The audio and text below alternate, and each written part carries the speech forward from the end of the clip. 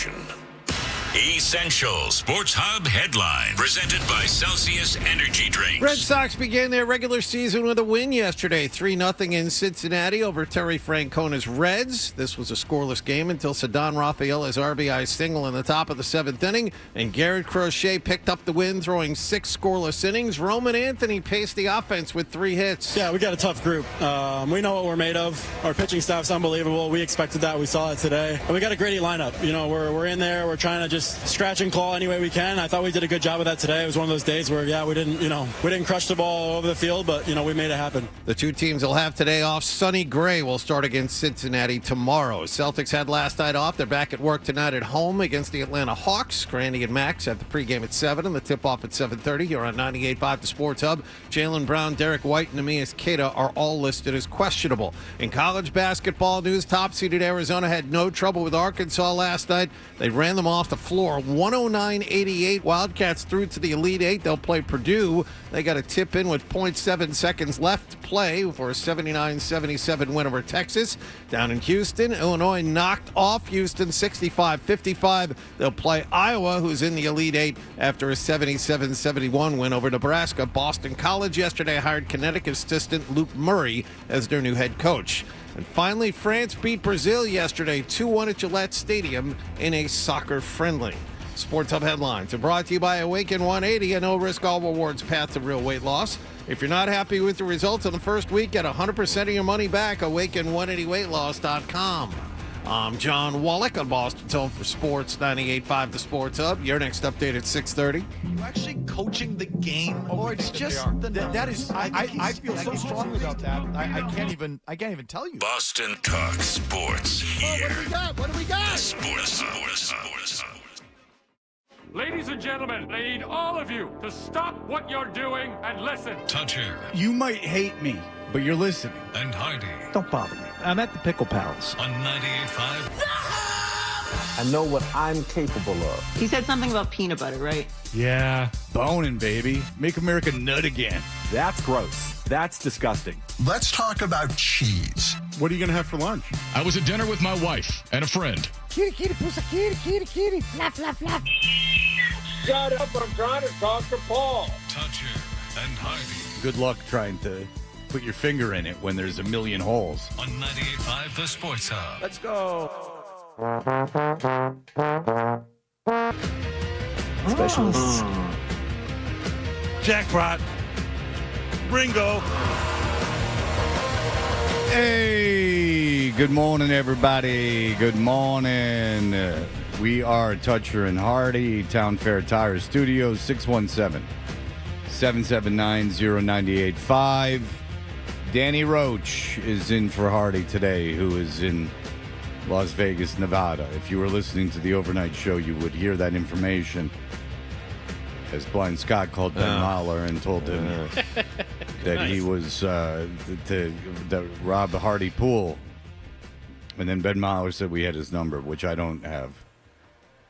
But maybe Robbie Poole does as he traipses around Las Vegas. Do you know what he's doing in Las Vegas? I think it's just a weekend off. I don't think it's anything in specific. Not that I remember. 12? I don't think it's anything specific that No, he's I don't doing. think. I believe they have friends they're meeting up with out there, and they're going to do some things. I'm sure there will be golfing. I'm sure there will be video poker, as those two things always happen. Definitely video Las poker. Vegas. I can tell you that's a Probably lock. golf, right? Yeah. And a gas station burrito. No, but his wife is going. Yes. But he'll still probably play golf. He loves golf very, very much. And so... Doesn't he host a golf show? Oh, yeah. And that's coming up soon. Mm-hmm. 98.5 The Golf Club. The best part about that is he was seriously thinking about stopping this year.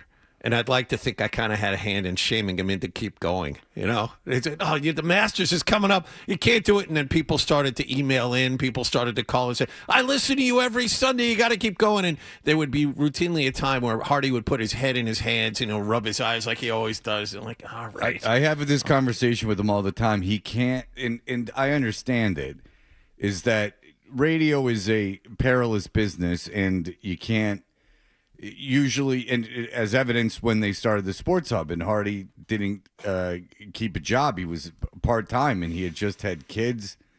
You know, he had a little, I don't even know if his son was born yet. He certainly had his daughter, who was a little kid. He might have just had his son. When we go on the air, 2009? So yeah, no, August 2009. Yeah, so he didn't even have a son yet. He had his daughter was like a 1-year-old or something. Yeah. He auditioned me.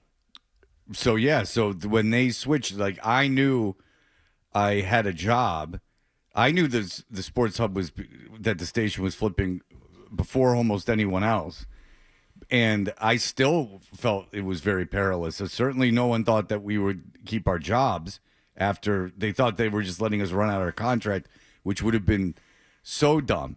Which is one thing for like remember the day that they told you? Yes. Oh, yeah. And what was your reaction?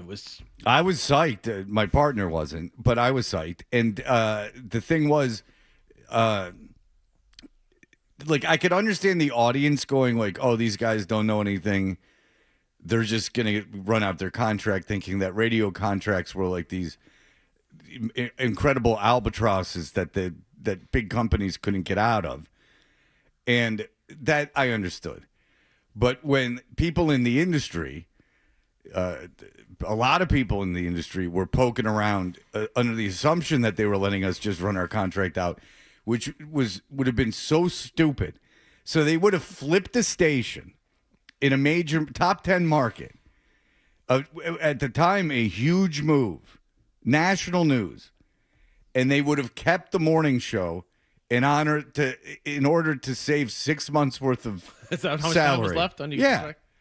Yeah, 6 months or something of that nature. Like, I mean, they re-signed us, but like the 6 months, it was absolutely ridiculous. Did they re-sign you right away, or did they let the contract go? You know what I mean? Like, did they tell you guys it's going to go all sports and we're going to renew your contracts as well, rip up the or add on to the 6 months? They certainly didn't rip anything up. We weren't getting paid a lot of money. I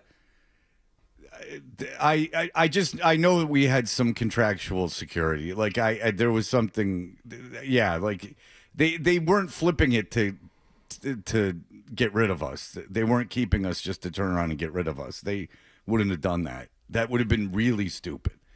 Because your first 6 months as a station is rather important. You know, like, right. And the morning show is kind of an important day part. They obviously had a plan. Many meetings. Many meetings. I mean, yeah, and you don't understand that. Really? Many meetings. Oh, yeah. What are you talking about? It wasn't something that... It was daily. Well, we had daily meetings for maybe a year. Yep. After every show we had, and not a show meeting, we had to go meet with the program director, which wasn't a bad idea, but we just had to do it. I mean, they had the guy from CBS, I forget his name, the head guy Chernoff. from Chernoff. They had Chernoff in town. Like, it was like a big deal. So, and John's right. Like, there was hours and hours of meetings and days of meetings, months of meetings. Like, it wasn't something that they were just doing on a whim. Things are a little bit different now.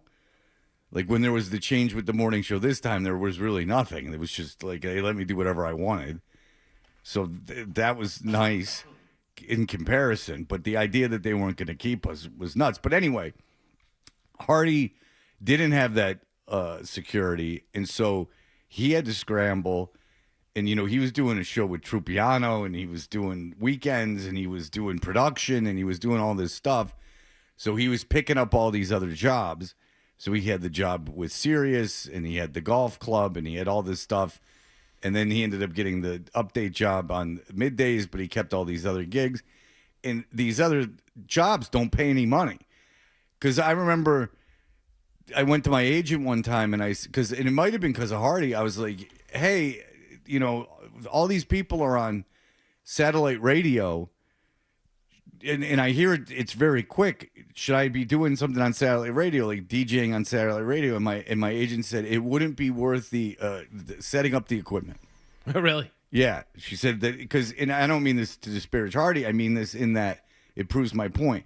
Hardy feels the obligation to take every job that is offered to him, and part of that is he's a very Midwestern dad type. Between the golf and everything else, and the way he dresses and everything. He's a very Midwestern dad type, and part of that personality is that he needs to take every job. So I have had discussions with him on a couple of occasions saying, you can stop this. Ease up a little bit? Yeah, like if this is a pain in the ass, you can stop this. But the golf club lives on. Like, I didn't even know he still went and did TV.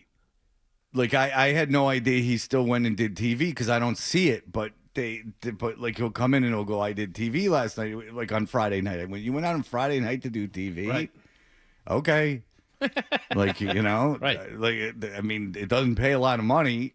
It's not like you need that exposure. It's a pain in the ass to get to. Well, it's in Needham now, so it's not really still bad. It used to be a huge it becomes pain part in of the your ass. DNA, too. I think you just feel like an obligation to, I have to do this. I have to keep going. I have to do this. Well, in his case, this isn't true, but in some cases, it's better for your career not to do all of that stuff.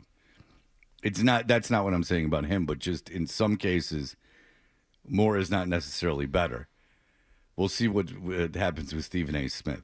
There is a point where there is a line of overexposure and oversaturation, especially with the internet. I don't know if it's the best. We'll see, but and this isn't Hardy, but just in terms of like big people that are national, I don't know if it's a good idea to constantly be being consumed. I think that there has to be a burnout rate with that. But who knows? But Hardy, he loves Las Vegas. I believe he met his wife in Las Vegas. So isn't that right, Adam? They met in Las Vegas, or did they meet in Albuquerque? No, I believe they met in Las Vegas. Right. Yeah. So, the two of them, maybe a second marriage. Was it like The Hangover? I don't think it was like that. Well, I'm sure there were moments of Hardy's time in Las Vegas that were similar to The Hangover, Right. From the stories that he tells. Right. Albuquerque as well. Yeah. Yeah. What are the chances that Adam and Hardy both worked in Albuquerque, New Mexico? Yeah, same station. Together? Yeah. Same time? No. That's what makes it crazy. Like 2 years apart. He was there from like 96 to 98, and I got there in 2000. Wow. And like worked with people he worked with who would tell stories. And they'd be like, oh, I'm going to Vegas for the weekend. I'm going to go visit Hardy. I was like, who's Hardy? Oh, he used to work here. He kind of had your job before you were here. So, yeah. And now you're both here. Yeah, Albuquerque, New Mexico. That's pretty cool. Like a nothing city. Market 72, baby. Yeah. And couldn't be more far removed from anything else. Because it's not like a Hartford or something like that. You got to drive. You pick a direction, drive 6 hours, and that's what you get to what's next. Like 6 hours north is to Denver, 6 hours west is to the Grand Canyon. Like it's not near anything. Right. So like it couldn't be a more random city. Yeah. And the two of them, who now work for the same show, worked at the same station at different times in Albuquerque, New Mexico. Yeah. That is, yeah. I mean, I worked in Lawrence with other people had worked there. Like Stevie Holman's in town, does the Hawks. Atlanta Hawks, nice guy. He worked there before I worked there up in Lawrence, but that's like close. But Lawrence doesn't count as the job because like I worked in Cumming, Georgia, but that doesn't really count. Albuquerque is like a job that you move for, and that you like work at a real radio station. That's in Albuquerque, because I've only really worked in Atlanta and Boston, like a hot shot. Yeah, you only are. Major markets. Yeah, it's pretty cool. Yeah, Let's make you special. I didn't have to dick around over there in Albuquerque. Got to drive by Highland High, where Beavis and Butthead went to high school. Highland High. They were supposed to be in Albuquerque? I had no idea. Is that right? That's where Mike Judge is from. No, I thought he was from Austin. No, I think I forget. It's one or the other. Where either it was inspired. He grew up in Albuquerque, but like the fictional town is some mix of Albuquerque and some Texas town. Did you guys take great pride in that? Oh, all the time. And now anybody I tell that I live there. Oh, he's Breaking Bad. I was like, yes, I've watched Breaking Bad. Yes, many. Oh, they made episodes of that Breaking connection? Bad. I asked, great, yeah. It's like, yeah, I know where that is on Breaking Bad. I lived there. Oh no, he's from Albuquerque. Yeah.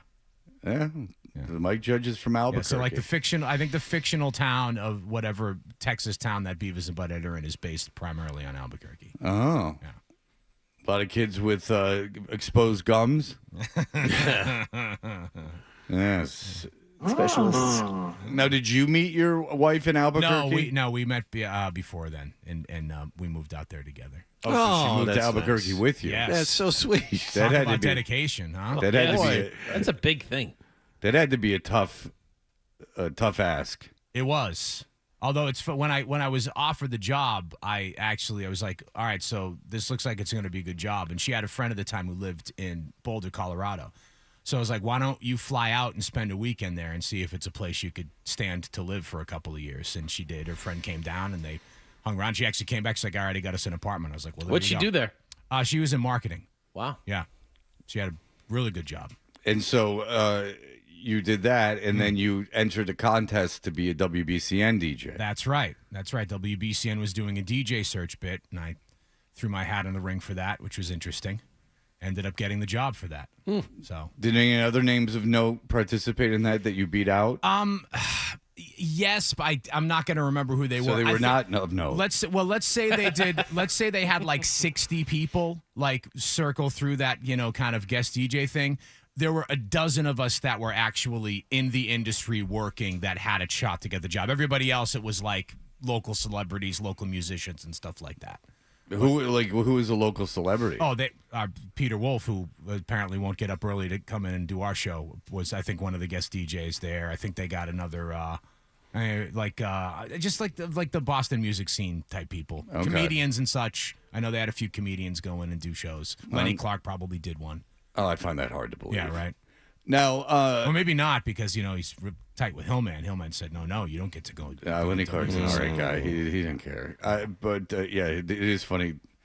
The story that every time I see Lenny Clark, he'll go like, I love the show, but I can't do it because I'm friends with Hillman, and I'm like, no one asked you to do it. I was just going to say, dude, I didn't know we were calling you, sir. Okay. I appreciate that you like the show, or you're saying that you like the show, but you are not denying a appearance at Crest. We just happen to be in the same room. Yes.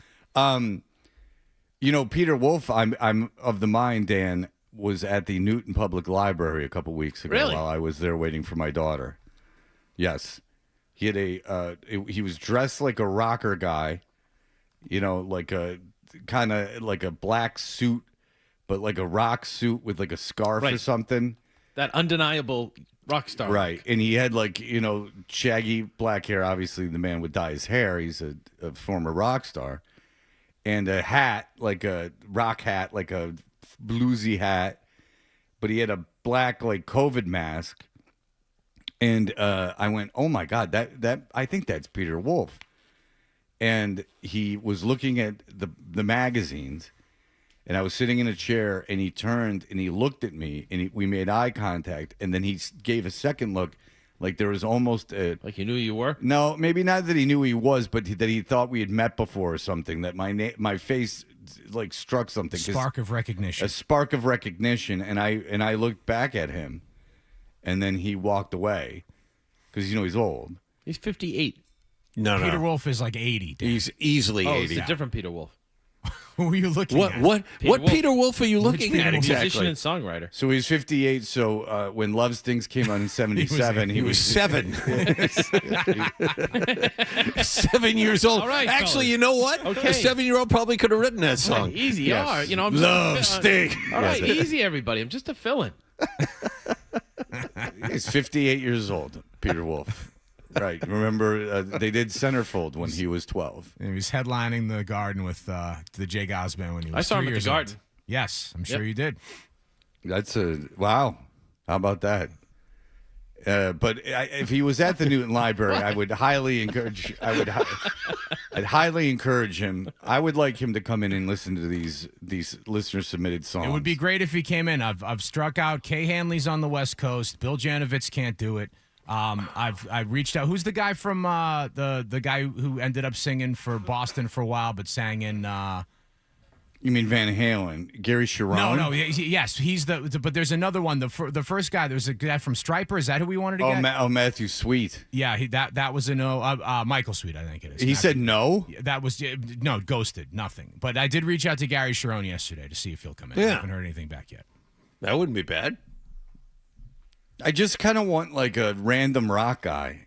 I mean, I'm not going to make fun of him or anything. I just thought that would be. I think fun. it's a great idea. It's a little disappointing that everybody is either too busy or can't do it or can't make it work in their schedule. It's I don't know.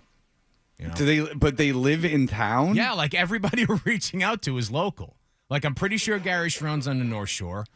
We know Peter Wolf is local. Janovitz is local. Janovitz sells he's a real estate guy now, very successful, and still does. And he's from Buffalo Tom? Yeah. And he said no? Yeah. Well, does he have an open house? I mean, what's the at problem? 9 a.m. That's what I was saying to Hardy. I'm like, I don't know that there's no open house at 9 a.m., but which bums me out because I'm a huge fan of that band and of him and of his. See, I'm not. I would like to have had him come in. So if it was the guy from Buffalo Tom, I'd almost be disappointed, which makes it doubly insulting. Because I would have been, if it was the Buffalo Tom, I don't even know if I know a song by Buffalo Tom. Yeah, we play one of the songs of Soda Jerk as a rejoin.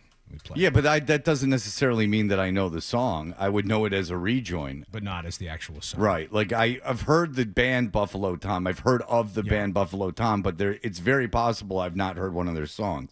I didn't listen to college radio. They weren't a band that any of my friends liked. I'm not from around here. So, I mean, you have to understand that it's quite possible that I did not know who Buffalo. I knew the band's name. Well, Extreme, so hold out. That I know. And so hold out hope that Sharon gets back and says yes. Other than that, I don't know, man. Like, that's a half a dozen that we've tried to come on. And because I could get, obviously, Esoteric, but we have him on all the time. And, I mean, he's great. But and then, I still know Tim from the Dropkick Murphys. We're not really friends anymore, but I still know him. I could ask him. You hadn't brought up Esoteric before. That actually makes sense because we haven't had him on in a while. No, I know. I was thinking that it would be kind of funny. It was more like to have Peter Wolf on. Yeah. I just thought that would be kind of interesting. I get it. And I agree. And it's not because he's a bigger. It was really Peter Wolf. I'd rather have Esoteric kind of than the guy from Buffalo Tom. But even Kay Hanley, just because we've never had her on. Yeah. And it's such a random. And she would have been great. Yeah, too. and it's just such a random artist to have on. I just, you know what I'm saying? And everyone knows that song. Right. Buffalo Tom didn't have a song like that. Especially since he's not doing it. Now I won't have him. And she's a big Red Even Sox. if he says no, I won't have him. She's a big Red Sox fan. Oh, you don't say. I moved here, and as soon as MySpace was invented, I knew that she was a big Red Sox fan because you writers and television sports guys couldn't get enough of her. That's right. Sorry. Just trying to be nice to people. Well, I thought it was quite frankly a little sexist. Well, there's others that are rock stars that are Red Sox fans that I like too. Yeah, you didn't name them just now. Peter Wolf. The guy from England, who's only 58. Okay. It's very good. By the way, I might have an idea. He saw them, by of a the way, you in can the get it 80s. done. He saw them in the 80s, and he still thought that he was 58. All right, so I didn't put two and two together, Fred. Sorry. You were actually older than me. on a Friday morning. Yeah. Sorry for not being sharp as a tack like you. Well, you got to work for it. What's your idea? I'll tell Adam later. I'm coming in. We're going to break here anyway. You can't say it on the air? No. Why not? Why can't? Because I'm trying to help you guys. You want to help you or not? What, if you say it on the air, it's going to blow it? Maybe. Look, if you got something for us to do Monday, I'm all ears. And we're looking to fill blocks here, so I'll come in. Wait, who? Huh? Who are you talking about? The audience wants to know. Talk to me. I don't know. About what? About He maybe won't say. helping you guys get somebody in here, studio. To One talk. of the people we've just named? Maybe a musician or someone. Yeah. Peter Wolf? No. Let's see. It's not Kay Hanley. James Taylor. The other Peter Wolf. Oh, I'd love James Taylor. There you go. That would be awesome. Let's get James Taylor. I've in talked here. to James Taylor. He's in here. He's It'd be around. really funny. Call We would just James waste Taylor. him. It would just everybody like, oh, they're having James Taylor on, and we wouldn't even be talking to him about anything important. We'd just be like, hey, listen to these songs. Yeah. What you think? There's your really idea, funny. Fred. Let's workshop that. James Taylor is around Newton. So, I see mean, him? I've talked to James Taylor before. All right. Like the James Taylor or another James Taylor? The James Taylor I cared about just as much as any other James Taylor when I met him. He's a nice guy, but I mean, I didn't care about James Taylor. He's terrible. Oh, no, he's not. Oh, yes, he is. He's I the love worst. him. Oh, no, you don't. I do too. I don't believe you. I don't believe you. You know why? No. You have a penis. That's why I don't believe you. Well, here we go. Always comes back to that, doesn't it, with you, Fred? Yes, that thing that half the population has. It's very difficult. I didn't mean to get so sexual so early, Dan. I apologize to all the parents in their cars. Right, with their kids. Because now you have to address to your kid that Kids, sorry. some people have penises, Fred and did this it is, again. and that's a naughty thing, and you click, should click, be click. ashamed. Good. That's good. That serial killer down the street is one of Dan's kids. Lashing out of shame. Okay. All right. So we'll be back in just a moment.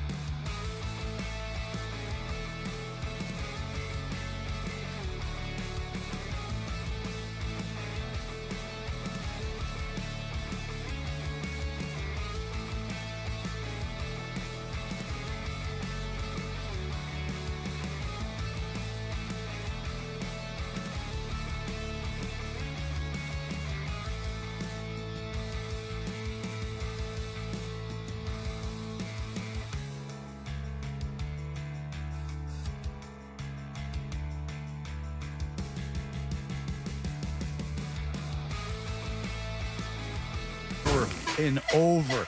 It's just never good. It wasn't funny the first time. Toucher and Hardy, mornings on the Sports Hub. Did you catch the game last night?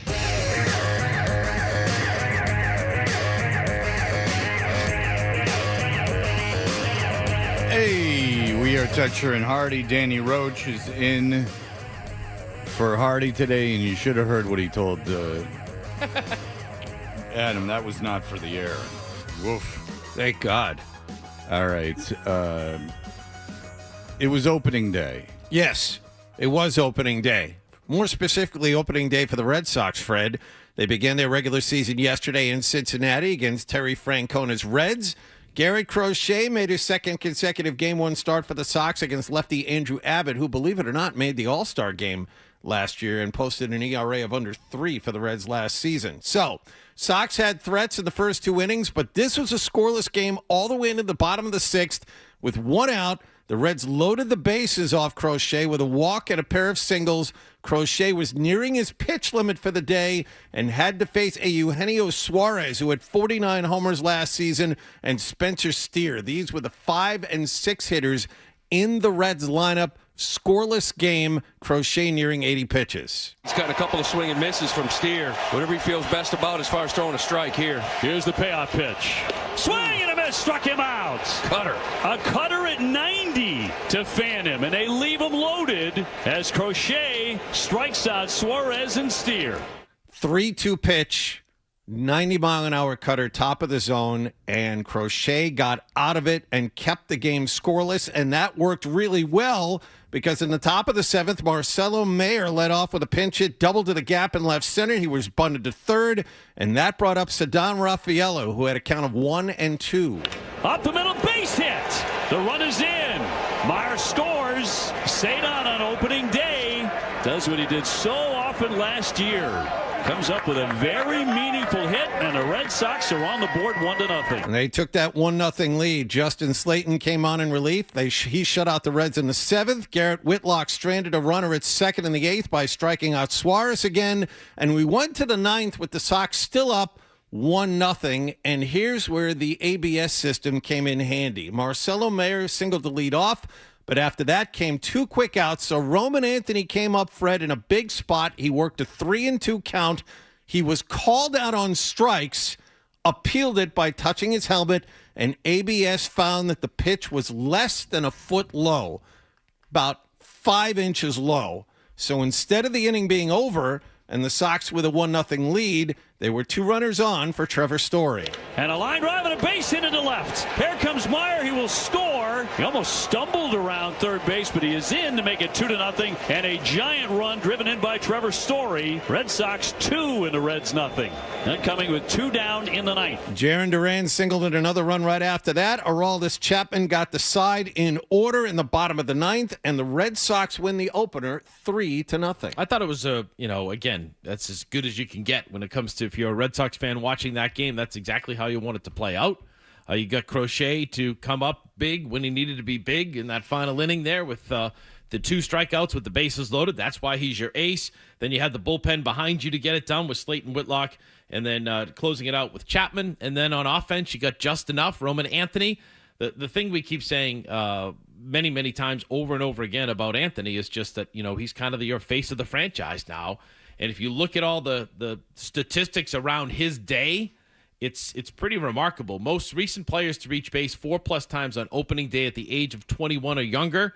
And the list includes Roman Anthony, Joe Mauer, Ken Griffey Jr., Delano DeShields, Roberto Alomar, Gary Carter.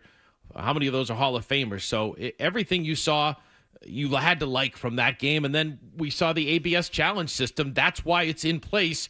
If you're a baseball fan, it's easy, it's quick.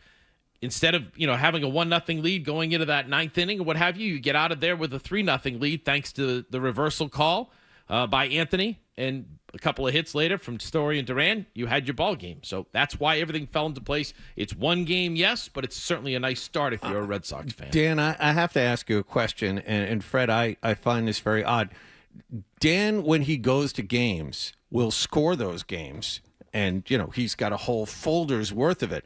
But as I look at Dan and I look at his work directly in front of me, he's got a scorecard. and he scored the game yesterday. I see all the scribbles over there. Yeah. You weren't at the game. The game was in Cincinnati yesterday, Dan. Why did you score the game? It's a couple of things. I knew I was coming in here today, so I'd like to have that as a reference. But I'd like to do that. Where else would you find out what happened? When I'm at work, I just like to have it. I had done my story for the day that was already going to run at 5:45. And I just was sitting there saying, it's a good day. It's opening day. I like to follow along here. So I just did the lineup and wrote my notes and everything else. Keeps the evil thoughts out. That's one theory. Yeah, he occupies his mind. Yeah, he had done. I bet I'm not the only one in your audience that kept score. He did. You're one of the. There might be a half dozen. There might be 3. Yes. Right.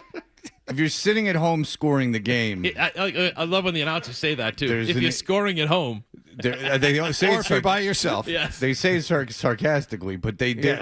Yes. But there is something you're obviously fleeing from something mentally. It's how you get into a meditative state, correct? Do you save that? Are you laminating that, or is that getting tossed? No, he's going to toss it. That it served its purpose, which was to keep the bad thoughts away for the 2.5 hours. But F9. Yeah, that's right. Sam still loves me. F9. So he already had his report done for 5:45. So he's like, now life has no meaning. Right. Pam, I'll be home when I can. Let's pretend but I'm going to stay through the Sox game. Let's pretend that I have an encyclopedia. I have to have an encyclopedic knowledge of what happened during Game 1 of 162. All right, so the Red Sox. That's good. Red Sox beat the Reds too. 5-3, 3-0. Was that a slider? Can we get some clarification on that? You're saying cutter, but I don't know. Oh man, the teams have today off. They'll play again tomorrow and Sunday. Sonny Gray against the Reds tomorrow afternoon. We got time for a little bit more baseball here. Well, can I ask Fred one quick question? Yeah, sure. That I think's timely. I've had more people come up to me and just criticize the heck out of Sonny Gray. Tell me what Red Sox fans are going to see in Sonny Gray, Fred. What is their criticism? That they think he sucks. Why? I don't know. No, he doesn't. If you just look up his numbers, look. He had to adapt. He's older. He's not a flamethrower anymore, but he's a durable, controlled. He's a professional pitcher. He was the opening day starter for the Cardinals last year. You've got an opening day starter who's your second or third starter. What's the problem? I don't understand why he's been an all-star, like if not last year, not in a terribly long time ago. He's got like 8 pitches too. I thought that's what he does. He's an older guy who pitches on savvy, which in a lot of ways is a good thing for a team that's looking to make a playoff run, because I don't believe he's not likely to get injured. He's not likely to fade down the stretch, and he's a professional pitcher. Pinpoint control. He's, like you said, he's master of quite a few pitches. I don't understand. Is it because he's not 22 throwing 100 miles an hour? I mean, he gets by on guile, which is more dependable than a guy that throws 100 miles an hour and his arm's going to fall off. Crochet's great, but, Crochet could fade down the stretch. Crochet could, these are, you got 2 guys that you went out and traded for and got in free agency that you would hope are healthy all season. So I don't know what there was a lot of pushback on Sonny Gray. I don't think that's necessarily fair. Look, he's not Garrett Crochet, right? But you traded for him, and he's not a young star pitcher because they're not available. But Ryan wasn't available. The Twins traded everyone off their team, but they wouldn't trade him. So you got Sonny Gray, who, if he pitched for the Cardinals again this year, would have been the opening day starter for the Cardinals. And they're not very good, but it's a 1 of 30 teams, and he was the opening day starter. There's been a lot of that. I don't understand why. I don't understand why people don't like him more. But there you go. You want to stop here? Or you want to do a little bit more baseball? We don't have to do the whole thing because we got basketball, but suffice it to say, Skeens got roughed up yesterday. He only made it 2/3 of an inning. Because of two badly misplayed fly balls by O'Neal Cruz. He wasn't as bad as the numbers would indicate. He wasn't as bad as the numbers would indicate, but he wasn't good. No, the real story of this game was actually before it. The Mets brought in Christopher Jackson from the Broadway show Hamilton to sing the national anthem. Here's what it sounded like. What so proudly we hail at the twilight's last gleaming, whose broad stripes and bright stars through the perilous fight. What so proudly we hail, were so gallantly streaming. All right. This guy is a Broadway performer. You'd figure he has some experience With all singing, those lines, singing too. live in front of an audience. And he's 50 years old, too. It's not like he has that youth excuse. It's one of those times where your brain completely locks up and you freeze. I don't know. I was at spring training and they do the national anthem and then they do America the Beautiful and they stop serving like food during those times. And people take their hats off and put them on their chest. And I'm like, I get it for the national anthem. You don't get two of these. Like, you keep the commerce going. Okay, why does that bother you? Because it's think about that. You're at spring training. It's a relaxed atmosphere. People pay respect to that. You can't do two songs. How long is America the Beautiful? You can do whatever It's you like want. a minute. You can play as many songs as you want, but business should still keep going. Just pause for a minute, Fred. Did you have to have your hot dog then? Yes, yeah. I wanted Right? to walk around. I didn't want to be looked upon as anti-American because I walked around. Who even knew they were going to play it? By the way, Sonny Gray was second in Cy Young voting 2 years ago in the NL. That's what I asked you for. I knew you'd come through. I So- listen. I know you don't think so, but I listen. So I don't know. I really don't know what the problem is. Yeah. And it's not like that he was, getting it up there. I don't. He's the same guy as he was then. He wasn't throwing hard then. He was throwing hard when he was a kid, but not for a while. All right, very good. He had a 2.79 ERA. I mean, he's pretty good. All right. That guy should have Frank Drebined it, right? Right. All the bombs in the air. I don't know, Dan. Why'd you leave your headphones on while he was playing that? Why'd you? You're a little sensitive this morning, huh, Fred? Because I threw it back at you just because you said it and everyone else has to think it's gospel? No, I challenged you. We'll be back. This is gonna be good. 777-777-777. I don't know why you went and attacked personally like that. That's not right. All right, so we'll be back in just a moment. Here are the headlines.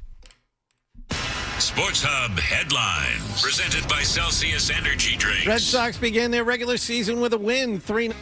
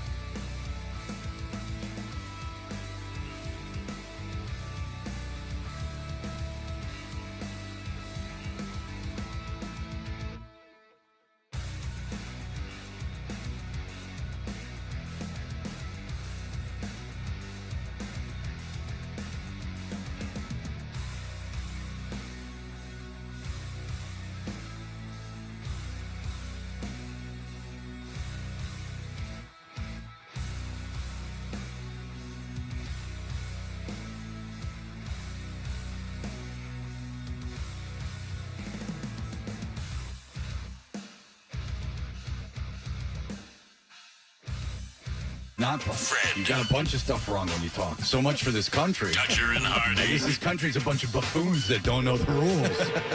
You idiot. The Sports Hub.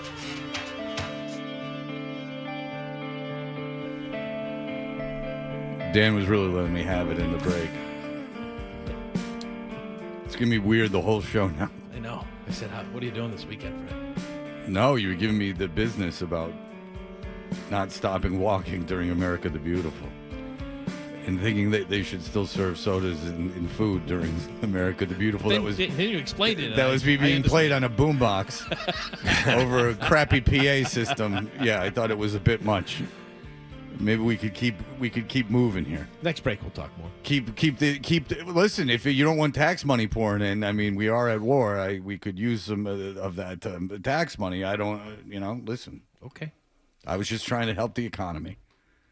It's $9 souvenir cup, $5 to get it refilled. You had to wait 45 seconds to get it.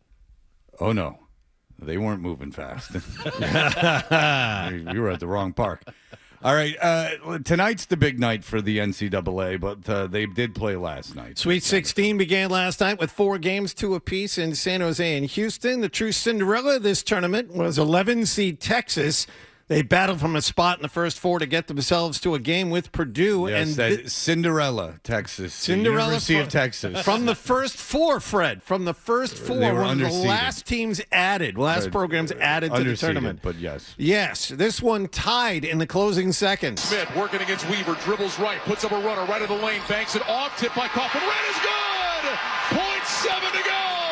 79-77 Purdue. Senior forward Trey Kaufman-Renn tipped in a Braden Smith miss with 0.7 seconds left. Purdue escaped with a 79-77 win. So they are through to the Elite 8. Odd coaching during these games. We'll get to one, but so Texas has got a big kid a big center, but he's been struggling at the free throw line. But I'm not sure how the last possession played out. But he was off the court. The Matas Vokalekadias, or whatever the hell his name is. He was off the court during that. Mm-hmm. And that was a putback by Purdue. So you would think now Texas was getting out rebounded all night, but you would think that they would have the big man in there. First thing Charles Barkley said when they went to him in the studio. The very first thing he said. Well, terrible coaching. You should have had the big guy in there for that last possession. How about I swear to God I didn't see that? I swear to God I did not see that analyze. I did not see him analyze it. Maybe I wouldn't have said it if I saw him analyze it. Because I would have thought I was just mimicking him. Now you've ruined it for me. Okay. No, but he wasn't on the court, and they were getting out rebounded. I watched this game. They were getting out rebounded all night, and Purdue's not very good. That's the thing. I know they won the Big Ten tournament, and I know they were preseason number 1, but they haven't looked good in this tournament. But yet here they are squeaking by. They're going to get destroyed. Well, here's the thing. They're through to the Elite 8. They'd play either Arizona, the top seed, or Arkansas. The Wildcats ended this game a perfect 15-0 in non-conference play. They had won 9 straight. They had only 1 loss all season in regulation, and they also had no trouble with John Calipari's Arkansas Razorbacks. He's into the front court. Up top it goes to Pete. Pete will let the traffic clear, get it to Karchenkov. Karchenkov back to Pete, driving down the right side to the rim for the 2-hand slam. Arizona didn't just beat Arkansas. They ran them off the floor. They beat them 109-88.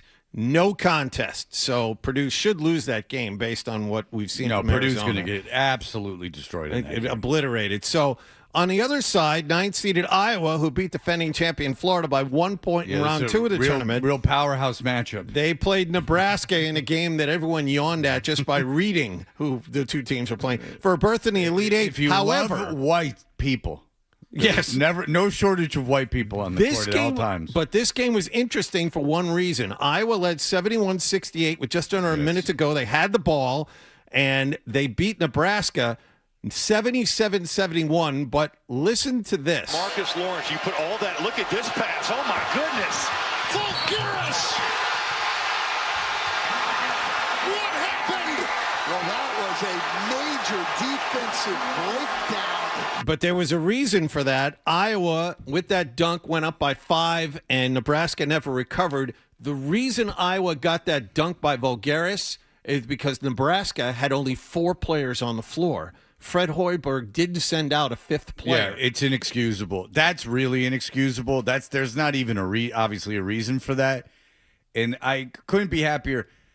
Nebraska beat Michigan State at home. Yeah. And stormed the court afterwards. You're in the Big Ten. Yep. They were undefeated at the time. Like what Michigan State is, you're in the same conference.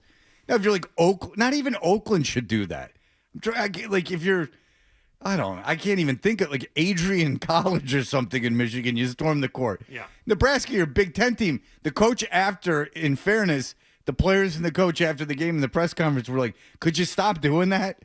Like, we are a program that now Nebraska never won a tournament game in basketball. That's almost unfathomable with the size of that university and the endowments that they get. It's almost unfathomable. So good for them for making it this far, but a very JV operation going on over there. The thing that is obvious as we move throughout this tournament, and by the way, Houston lost to Illinois 65-55, another win for another Big Ten school. There are now 12 teams left in this tournament. 5 of them are from the Big Ten. Michigan and Michigan State play later tonight. Mm-hmm. So you have 3 Big Ten teams that won last night. There are still 2 Big Ten teams left. I mean, this is what this tournament has turned into. The Big Ten is far and away the best conference in the country. Yeah, and Iowa was not a very good team in the Big Ten either, and they move on. And now tonight is obviously the 2 marquee games. St. John's against Duke and Michigan State against UConn. Yes. Both those games in Washington, D.C., and our buddy Ian Eagle gets to call both games. That seems apropos. When are you going to watch it? That is what I'm going to watch it at home. On? I guess on my phone. No. Channel 4, Fred. I'm gonna go down to the drugstore and watch the ticker tape. No, I'll be watching on WBZ television tonight. But those are 2 excellent games. Duke St. John's, and I take it it's very difficult. It's real Sophie's choice there between Duke and St. John's because you have Rick Pitino and then you have Duke. John as Shire. a collective. Yep. I don't know how good a coach John Shire is. And he can recruit, I'll tell you that. Yeah, well, Duke can recruit. That's NIL money. You're not recruiting anything. I don't think DeBonza went to – well, they said that he went to BYU because of the coach, but I don't know. One other thing. But UConn, MSU, that's going to be a hell of a game. I guess Danny Hurley – Tom Izzo and the coach from UCLA, the dick that coaches UCLA, Mick Cronin, are all on a text chain. Are they really? Yeah. That makes sense. Yeah, like they all they print all caps. But Izzo doesn't seem to. I love Izzo so much. Izzo's my favorite coach of any sport of all time, maybe. And I love him. Like he cries, and I love it. Like everything he does, and if anyone else would do it, I would hate it. But he doesn't seem like as big a prick as those 2 other guys. No, you hear behind the scenes like he's a great guy. Yeah, and he doesn't seem like miserable. Yep. Danny Hurley seems the most miserable out of the 3. He comes off as tortured, and that's just by watching him. Right. I mean, he is. His wife has done interviews saying, I have to keep him under wraps. I have to constantly remind him that things aren't that bad. I had this conversation with a guy over vacation. Like, those kids' childhoods, the Hurley boys growing up in New Jersey with that dad.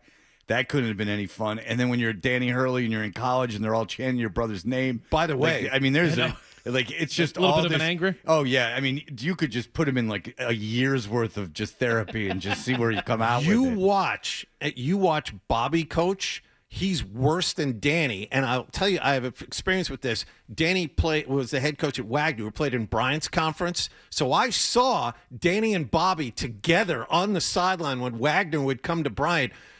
The 2 of them never stopped screaming. And Bobby, who just got fired at Arizona State after 7 or 8 years, screams more than Danny does. He's surprising worse to me. That's surprising. Oh, my God, he's awful. That's surprising because Danny Hurley looks like he's going to – I don't know why you'd want to play. I'm sure he's not – there's got to be a way he's a good coach, but I don't know why you'd want to play for him. He's not Bobby Knight, but I don't know why you'd want to play for him. Yeah. Bobby Knight, I don't know why anyone played for him. But then you'll get like dads that are like, he's the greatest. All right, we'll be back in just a moment. Bert Breer will be joining us. Stay tuned for more Toucher and Hardy on the Sports Hub.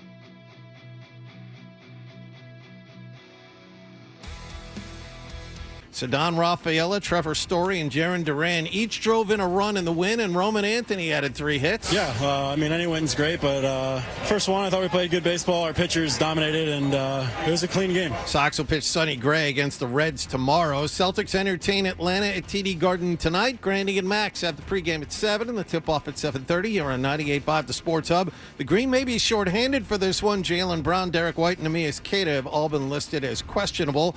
Top-seeded Arizona is through to the Elite Eight of the NCAA men's basketball tournament. They blew out Arkansas late last night, 109-88. Purdue will meet them there. They held off Texas 79-77. Purdue won it on a tip-in with less than a second to go. In the South region, Illinois beat Houston 65-55, and Iowa won again 77-71 over Nebraska. Boston College has hired Connecticut assistant coach Luke Murray as their new head coach, and France beat Brazil at Gillette Stadium yesterday 2-1 at Gillette Stadium. That was a World Cup tune-up.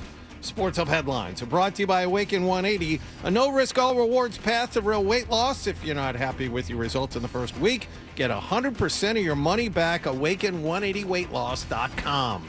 I'm John Wallach on Boston Tone for Sports, 98.5 The Sports Hub. Your next update at 7:30. Boston Talk Sports. Drake May. We all know what, but we won't say what. Yeah, worst take on these airwaves in the last 24 hours. We may not take a call today. The Sports Hub. My buddy. With friends like these, to climb up a tree. you know. We're the best friends you can be, my buddy and me. Now, more of your best morning buddies, Toucher and Hardy on the Sports Hub.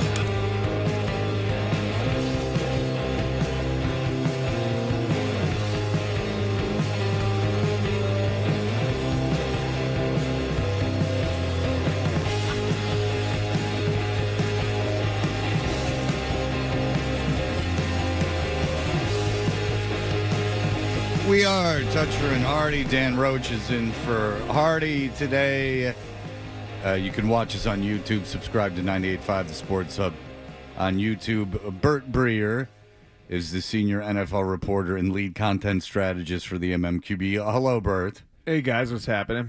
Now, you are going, I heard you saying that you're taking your children, your young boys, to Paris, France. Yeah, my daughter, too. Oh, that's right. You have a daughter. Yeah. You never talk about right. her. If you want to take her too. But I can just ask John. You'll be miserable.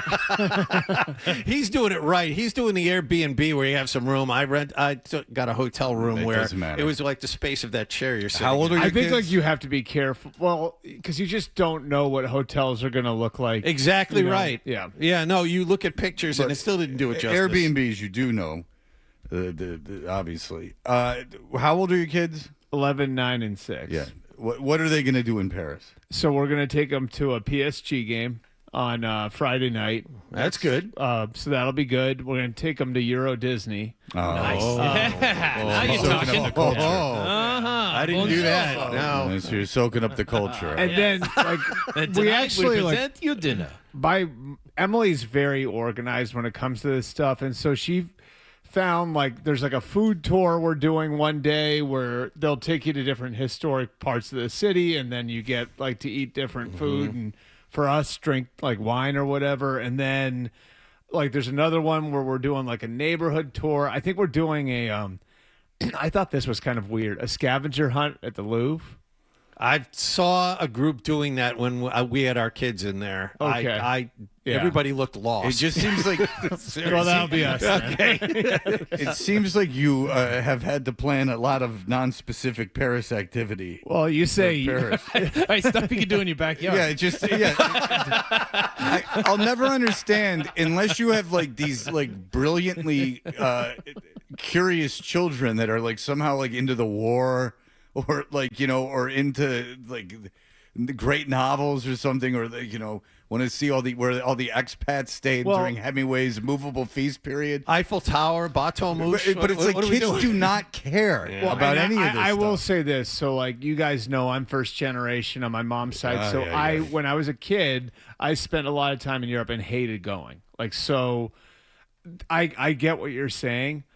Here's the reason that I actually just told Rochi this, and this is the reason why we did it 2 years ago. We took him to London.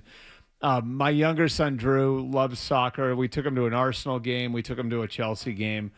The reason we started doing it is because the freaking airlines started jacking up the prices for school vacation weeks to go to Florida. So we would go like everybody else to Florida during school vacation week in April. And we would go to Marco Island, there's a great hotel, great Marriott property down there. We would go to all that. And it got to the point where the price, I'm like, this is ridiculous. So then it would be like you would leave 3 days before their school vacation started because Right. that would throw the airline off a little bit, or you would, it was just insane. So I was like, I bet you could just fly to Europe for cheaper than this.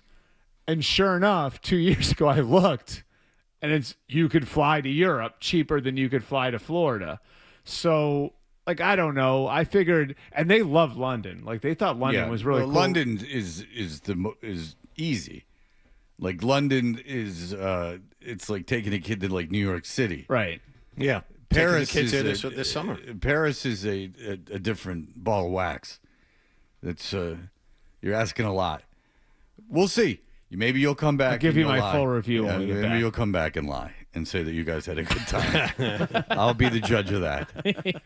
But that sounds. You'll be exciting. able to see right through me. I will. Well, with John, I knew it was going to be miserable, and I went there with such a positive attitude too. Now, how long ago was this? This was a year ago. Went in it was April. last year. Okay. Went in April. Now, part of it was I had to drive 4 hours to Luxembourg to see my sister who lives there. So there was 8 hours of car rides in addition to Which is a nightmare. Which is a nightmare. But you didn't know you had to do the drive. No, I didn't. But ultimately, that contributed to the experience. Well, no, but that's just one of the variables that was going to. His plan was not to drive to Luxembourg. His plan was to fly into Luxembourg. No, the plan was to fly to Paris and take the bullet train. to take the bullet train to Luxembourg. Yes. What happened?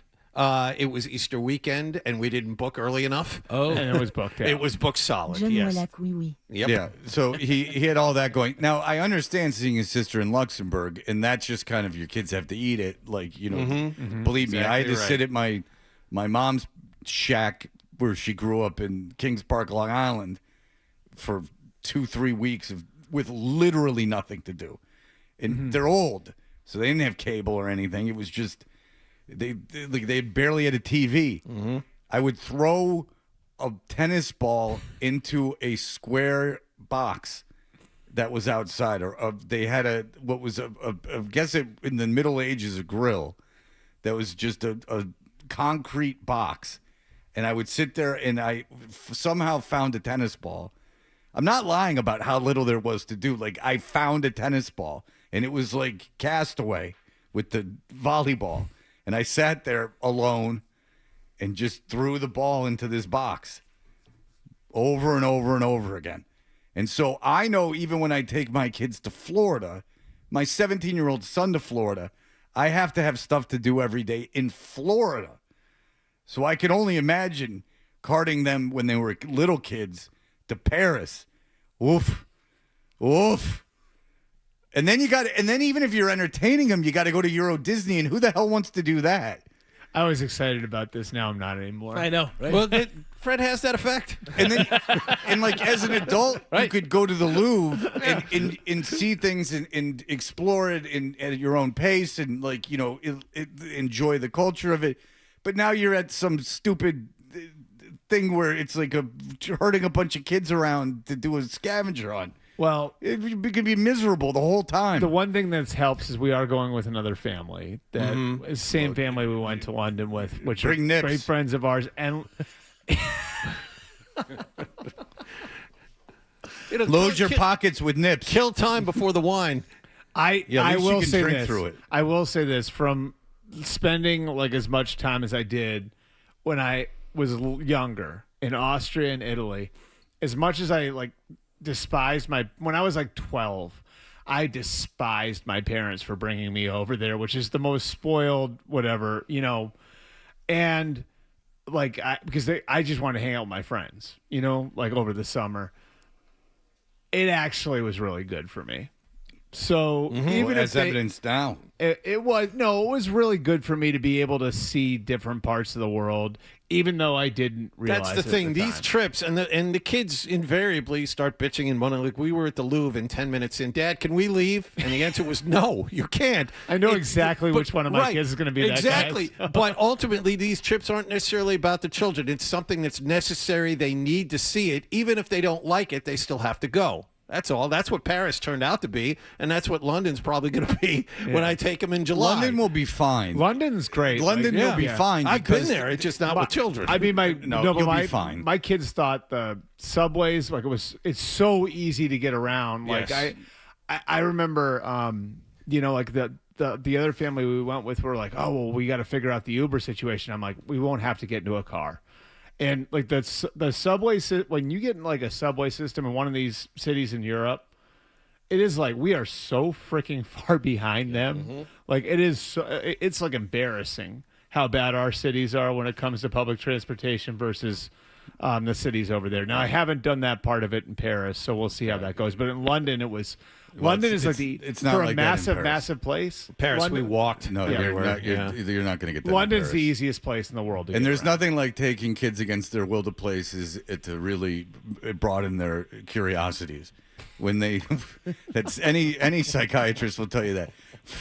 Hey, look, just stay home. You were miserable for a week. This is going to make you want to explore the world. Dan, go ahead. Hey, Rochi, if you want to see the Eiffel Tower, me and the missus aren't doing anything this weekend. You want the front or the back? All right, there you go. That is Oh, man. a joke for Dan from Dan. Oh, boy.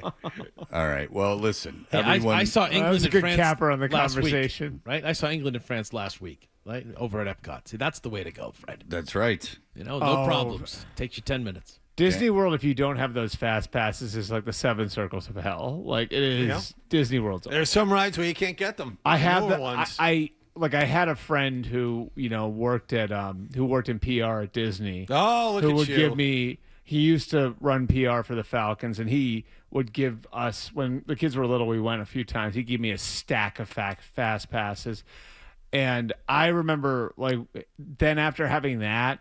One time we had to wait in a long line, and it was awful. And the worst thing about Disney World, I would much rather go to Paris than Disney World, by the way. Well, we all have our opinions. When your kids are really, it's evil what they do, though. It's when you get off of one of the rides, then they funnel you into the store. Yeah. And if you don't give, when your kids are like, they're going to do that in Paris, too, No, by the way. Yes, they do. Exit through the gift shop. They do it at everything. But they have things to get kids' attention. But Buzz Lightyear isn't sitting in the gift shop. But something of that equivalency, they believe me, they know how many tourists people are forcing their children to go there. When you get out of the Louvre, you exit through it's the old saying, exit through the gift shop. They're gonna put you through the gift shop, and there's gonna be a bunch of things that your distracted, bored kids are gonna want. Just to fill the emptiness that has been the experience they just had. I remember when my kids were 6, 4, and 1 or whatever, and I still remember getting off the Buzz Lightyear ride, and we'd already bought one of my sons things at 2 other stores, and I said no to a Buzz Lightyear thing that was I don't know. It was probably a $30 toy that was marked up to $150. And I said, dude, no, I'm not buying. And just a total meltdown in the middle of the store. And it is evil what Disney does, how every single ride funnels you into some store where everything is priced like a hot dog at a baseball game. Yeah, Dan. Well, Dan doesn't like that. To each our own. You know what I mean? I'd rather do that. Fly over to France. Yeah, I took my kids on a Disney cruise, and there was a woman dressed as Cinderella by the elevators, and there was a bunch of adults standing around her, and both my kids said, "Why is this a Disney cruise, and why do people like this?" And I went, because, and then I looked around. This is the cruise, Dan, not the park. And then I looked around, and I'm like, yeah, why? How the hell is this a Disney cruise? Just because they put pictures on the wall and they have some lady dressed as Cinderella? It's just a small cruise boat that says Disney on stuff. And then I got pissed. Your waiter's wearing like Mickey Mouse ears. Not even. They don't even do that. How? Like it really was. They were very smart. Like I'm like, yeah. How the hell is this Disney? Like, and then I realized it was crap. And then they never liked it. They never liked any of that stuff. It was a cruise. I think we've talked about how you don't like cruise. Yeah, you don't like. You understand the point I'm making. Yes. Say you love Disney.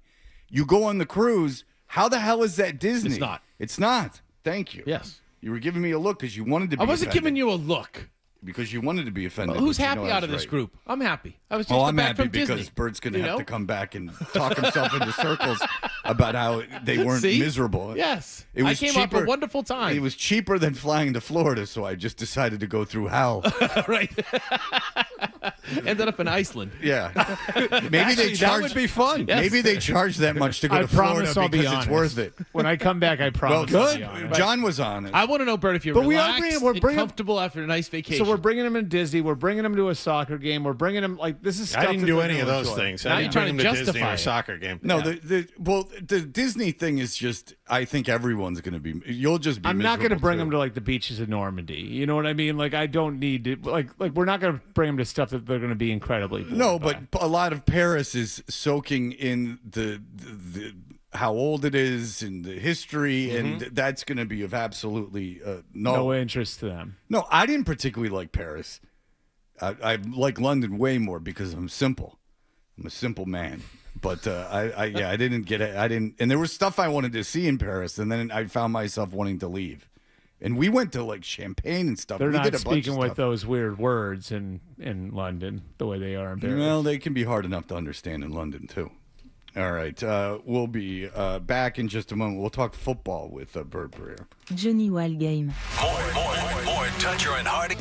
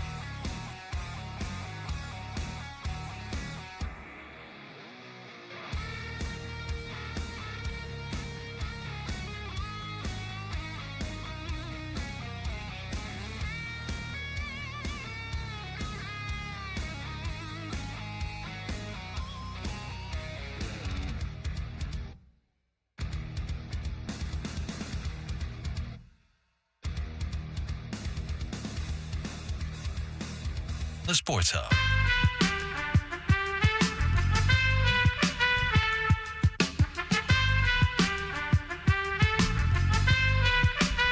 We are Toucher and Hardy. Bert Breer is in here.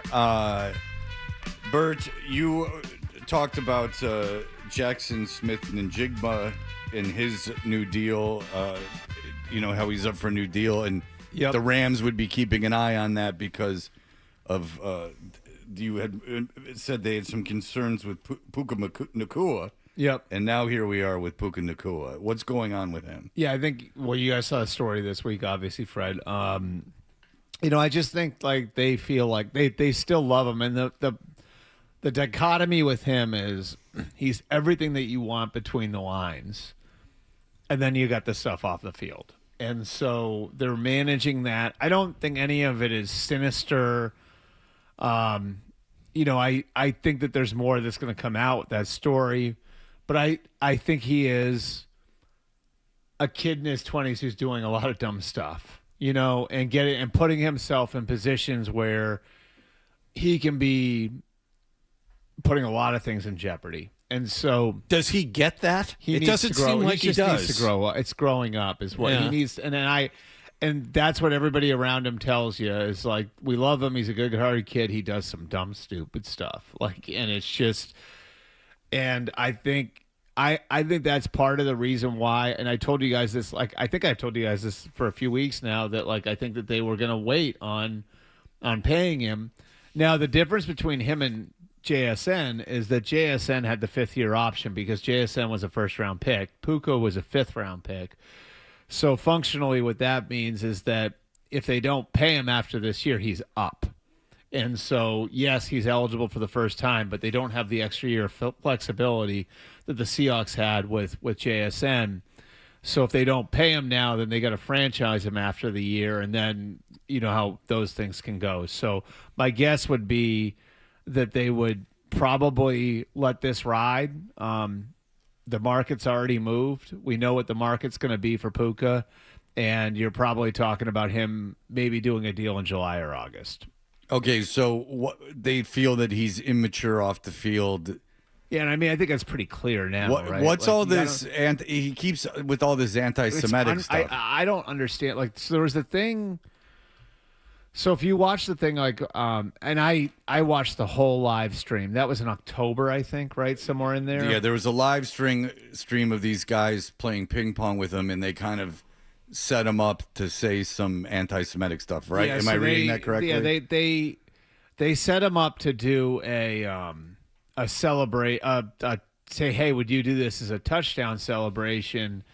And I guess it was some sort of trope about Jewish people with money grubbing or whatever it was, rubbing the hands. And so if you actually watch the YouTube, you'll see, and I'm not excusing anything because obviously all that stuff's terrible, but but he was set up. But he was set up. You can see the guys walking away and say, hey, let's see if we can get him to do this. And then he's and then they take him through how to do it. And he's like, yeah, I'll do it. Not really knowing fully what it was. Right. Yeah. So, I think, again, but that's another example, I think, of what the issue is with him, which is you keep putting yourself in these positions where these things can happen. And there is, obviously, if you're doing that, it's awful, right? If you were going to knowingly do something like that, that's terrible. But there's also another level down of that, where it's, why are you going on with those guys? What are you, what good is going to come of going on with those guys? If you were making so I get, and my guess at the time was, and I wound up more or less confirming this, is a lot of these guys have some 25-year-old girl as their publicist, and that publicist sees, well, this YouTuber is really popular, and maybe that publicist who lives in Los Angeles doesn't do their homework. Right. And then it's well, you should do this because it's good for your brand to do it. Now you're sitting on you're sitting in some sort of sound stage for 35 minutes. And instead of it being cut into a commercial like it used to be, the whole thing's being streamed online.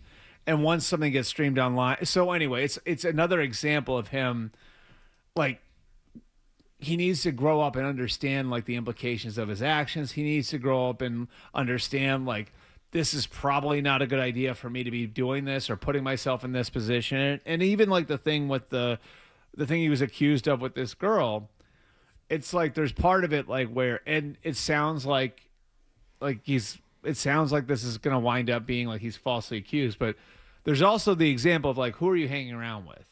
And, like, what sort of situations are you putting yourself in? And when you're in Los Angeles, and we've talked about this with Miami, right? Like, the Dolphins have to be careful about what sorts of players they sign. When you're in Los Angeles, all that stuff's right there for you. You know what I mean? Like, and so I still remember Troy Brown saying this when I did I did TV with him for a couple of years, and he would always say this, and I thought it was, like, such a great way to put it. Money only makes you more of what you already are. So if you're going to pay a guy, you can't pay a guy and just expect him to change. It's like, oh yeah, like, we'll pay him and he'll be more responsible and he'll grow up. No. When you pay a guy, you're validating the way that he's behaving. You're validating the way he's acting because you're rewarding him. So, I think the kid, like I said, I think Nick Puka's got a by all accounts, a good heart. He's, like, obviously a great football player, but there's just, I think, some of that growing up that probably needs to happen with him. I wanted to ask you about Tom Brady because he's back in the news this morning, or not this morning, but this week. I knew he couldn't leave it alone, regardless of how many times he said, you know what, I'm the owner of this team, I'm running this team. He admitted this week he thought about unretiring again. Now, the league frowned on it, but, yeah. I mean, this is more of a general question. What is he doing in Las Vegas? It doesn't seem like he's doing many things right. Yeah, I think a lot of people wondered, like, how much he was going to struggle with being retired. And, like, I do think that there's, like, a little bit of figuring all that out now. I mean, I think he's turned himself into a really good broadcaster, like, which surprised me a little bit because I don't think he was very good at the beginning. And the Raiders, everything sort of runs through him there, so doesn't sound like things are going well. And yeah, they've had their issues now. Like, so maybe they get it right now with Clint Kubiak in there as the head coach, and Fernando Mendoza in a month will be the quarterback there. We'll see. But I think he's figuring out that some things are a little harder than they looked on the surface. The whole thing about him going back, I mean, look, I know people, like, there's some comparison there to Phillip Rivers, right? Yeah. So Phillip Rivers did it for like 2 or 3 weeks. Right. Do you really like I saw that, like, little movement in the flag game like everybody else did, like, whoa, like that looked like him. Yeah, he threw a good pass. It was a good pass to Diggs. It wasn't even his throw, it was the movement. A little shuffle step, yeah. Right. Like, so, that's still him. There's also an element of the amount of a 48-year-old getting hit in an NFL game over and over and over again, and then bouncing back to do that week after week after week after week. I don't. That's the part. Like, I don't doubt his ability. I think he can still throw the ball at a high level. Like, and I think a lot of these guys, like, I think a pitcher will tell you in baseball, like, you can throw till you're 50. It's your ability to recover. It's your ability to kind of come back the next day. And that's where I think the question would be. But I think he's still figuring all of this out. Ultimately, don't you guys all think, like, I think we all think he's going to ultimately wind up just running the Raiders, right? Well, he's basically doing it now. Right, so. But I mean, like, I think eventually, like, that'll be his focus. Sure, but I mean, the more I watch him try and run this franchise, the worse I feel for him. I mean, there are great athletes that try to get into ownership or coaching, Magic Johnson, Michael Jordan, but who just aren't very good at it. You can see his influence because that's the guy who's like now you guys saw the news about the succession plan. Yes, there's another guy in place that's going to take over for Mark Davis. It's his guy. Oh, okay. It's like one of the reasons why they brought him in. I actually think this was really smart. Now, how much of it was Mark Davis and how much of it was the other people there? But Michael Meldman is one of the new minority owners. He is the founder of Discoveryland. Discovery Land is the real estate company that developed the Yellowstone Club. So he's very close with Brady. Egan Durbin is the CEO of Silver Lake Capital in the Bay Area with connections to Brady. And then the guy Brady bought in with is his partner in Birmingham City, the soccer team they own over there. So he's going to have it in control on all sides when Mark Davis finally steps down. I mean, I think that those minority owners are in the draft room. So I think all those guys are going to be involved. So what's the end game for Tom here? Is it to get out of the Fox broadcast? I think it's to run the Raiders. Yeah. That'd be and how far away is that? I mean, the money's too easy. I mean, like he's making $37.5 million a year for how much work? For 50 days of work a year? Like if they'll let you do both, it's kind of hard to walk away from that, isn't it? I mean, I don't care how rich you are. But does it satisfy him? That's the question, right? I mean, I think he's gotten competitive about it. Do I think, like, if all things were equal, that, like, he would probably just go run the Raiders and live in Las Vegas? Probably. I think his kids' ages might, like, play into that, too. Like, you know, he's kind of anchored. Like, he can't live in Las Vegas because his kids, they're anchored in Miami. And so, you know, when his younger son and his daughter graduate high school, maybe there'd be more flexibility for him to go live in Las Vegas, maybe, you know, but I think all those things are moving parts with what's going on with him for sure. What's the incentive of having him run that team? Like if I buy it and there's a succession plan, sure, I'm, you know, friends with Brady and maybe have some business dealings with him, but if I own it and he can't run the team, what's my incentive to keep him around? Like, because he owns part of the team. But he's a minority owner, right. So but that doesn't give him control. It doesn't. No, I mean, and I think that's where it gets a little tricky too. Like I think that's sort of the Elway situation in Denver, right? Like it's like, okay, you bring in John Elway to run the football operation, but how would you ever fire him? You know what I mean? Like, ultimately they forced him out. They didn't. I mean, like, but he kind of went. Like kind of went away on his own.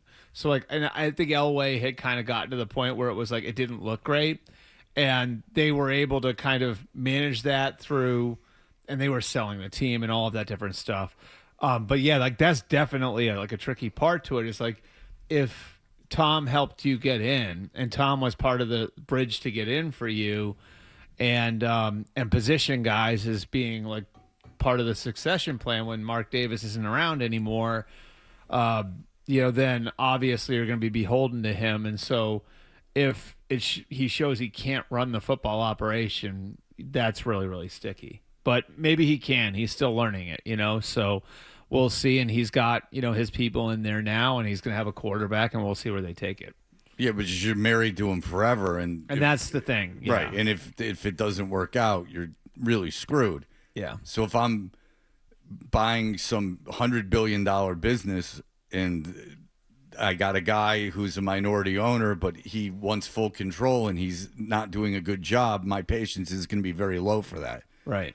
So it just seems like at a high level, things are being done in kind of a half-assed way. Yeah. I mean, it is, I will say with the people who work there, it is pretty clear who's in charge. Yeah, but that puts the onus on him then. And, and you know, he's got to be good. And that's the thing is he's got to be good at the job. Like, do I think he's? And I think it's like really clear too, like what he's interested in. Do I think he's interested in running the whole team? No, I don't think he's interested in running the marketing department. You know, so now it's like okay, like so if you're running football operations, those are jobs that are like the marketing director isn't going to be judged on wins and losses. The guy who's running football operations, that's what he's judged on. And so yeah, I mean I'm with you. It's like kind of like Jerry in Dallas, right? Like Jerry runs football operations there, but he is the owner of and the he's team. the owner of the team. He's the owner of the team, and so like, but do you see like where that comes in, right? Like where it's you can't get rid of. No, you can't get rid of him. Right. So if Jerry doesn't but we know but this is like sticky in the same way, just. Obviously, like with a little bit of a different dynamic in that he's not the majority owner. Which was, in my opinion, a very big dynamic. And by the way, Brady's already got control of the media because they're all praising their offseason, and it's ridiculous. They just threw a bunch of money around. and which could be fine. Usually but it isn't. But it's being treated like it was somehow some brilliant offseason, and now they're a playoff team. What it's going to come down to with them is like they need to draft better. Like what it comes down to with everybody, they need to get the quarterback right, and then they got to draft better. Yeah, their strength of schedule gave them the first pick, so that's what it is. I mean, they're locked into that, and all the rest of the stuff they did was just throw money around and if they draft fail well, at a trade, and if they draft well, then like signings like Tyler Linderbaum and Kwity Paye and Quay Walker and Nakobe Dean, like all those Speedy Naylor, all those signings will look great if they draft well around them because those will be the core players of the team. And so, it's getting more guys like Brock Bowers in there who are homegrown and wind up being really good players. And then they got a center, and it's the most important thing because he's going to call the line and he's going to call he's the help Mendoza, yeah, right. But and then you say, wow, well, congratulations, you set the market on centers. So you threw him as much money as you could possibly throw at him, and you got him. Great. It might very well be a good move, but it's hardly rocket science. Yeah. You just paid a guy a lot of money. All right, we'll be back in just a moment. Here are the headlines. Sports Hub.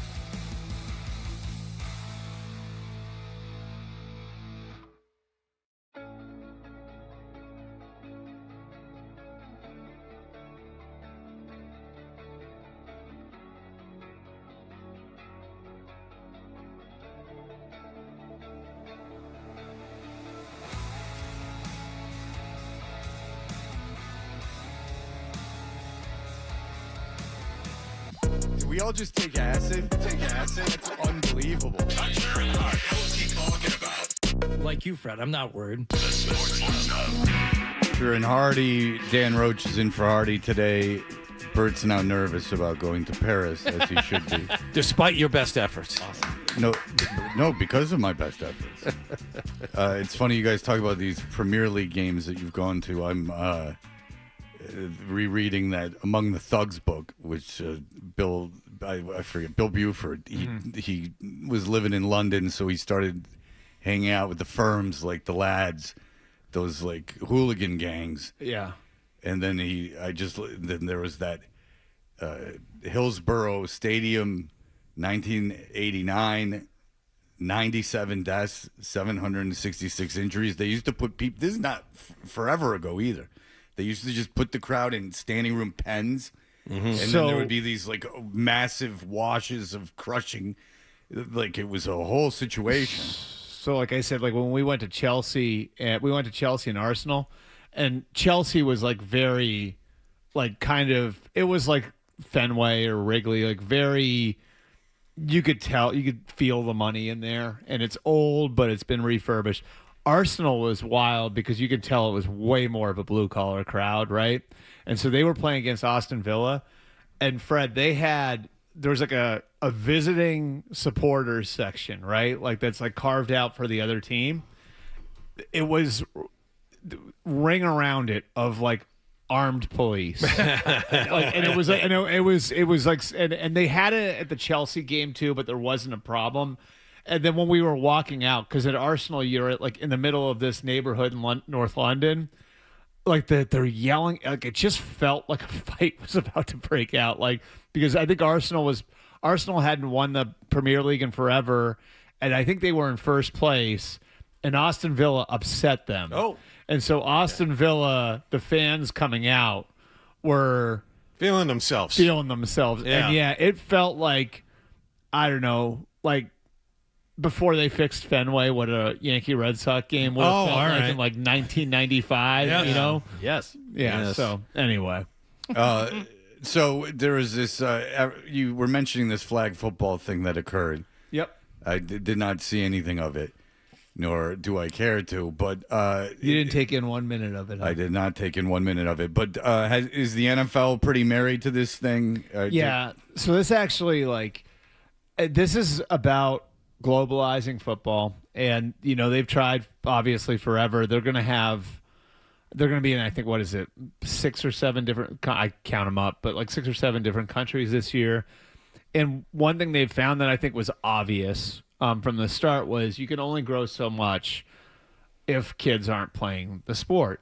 And so they've tried to export the sport, but exporting American football is not like exporting soccer or basketball where you can roll the balls out and put up a couple goals and, you know, everybody's good to go. So how do you make the sport more accessible? Flag is how they plan to do it, and so that was why they pushed it into the Olympics, and that is the idea of what they had on set. Now, remember, like, the thing on Saturday wasn't supposed to be in L.A. It was supposed to be in Saudi Arabia. So there were some other things at play here, but the NFL's overall aim is to make flag football a more mainstream sport. So you get, well, here it means you get girls playing, right? Like, and then in the rest of the world, you make it more accessible to people who, you know, to places where they aren't going to, you know, put in the infrastructure to have 11-on-11 tackle football. Right. Yeah. It's just it's not football. That's the problem. Well, it was funny too, because like when I watched that, like, when I was in college, we won our fraternity league, and so of course we thought we were.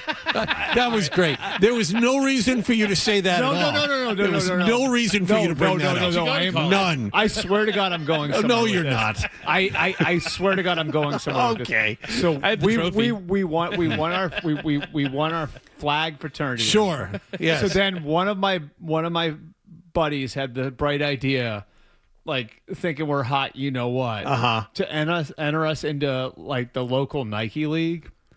And we got run off the field like you wouldn't freaking believe, because all the fraternity league was was a bunch of old, washed-up high school football players running football plays.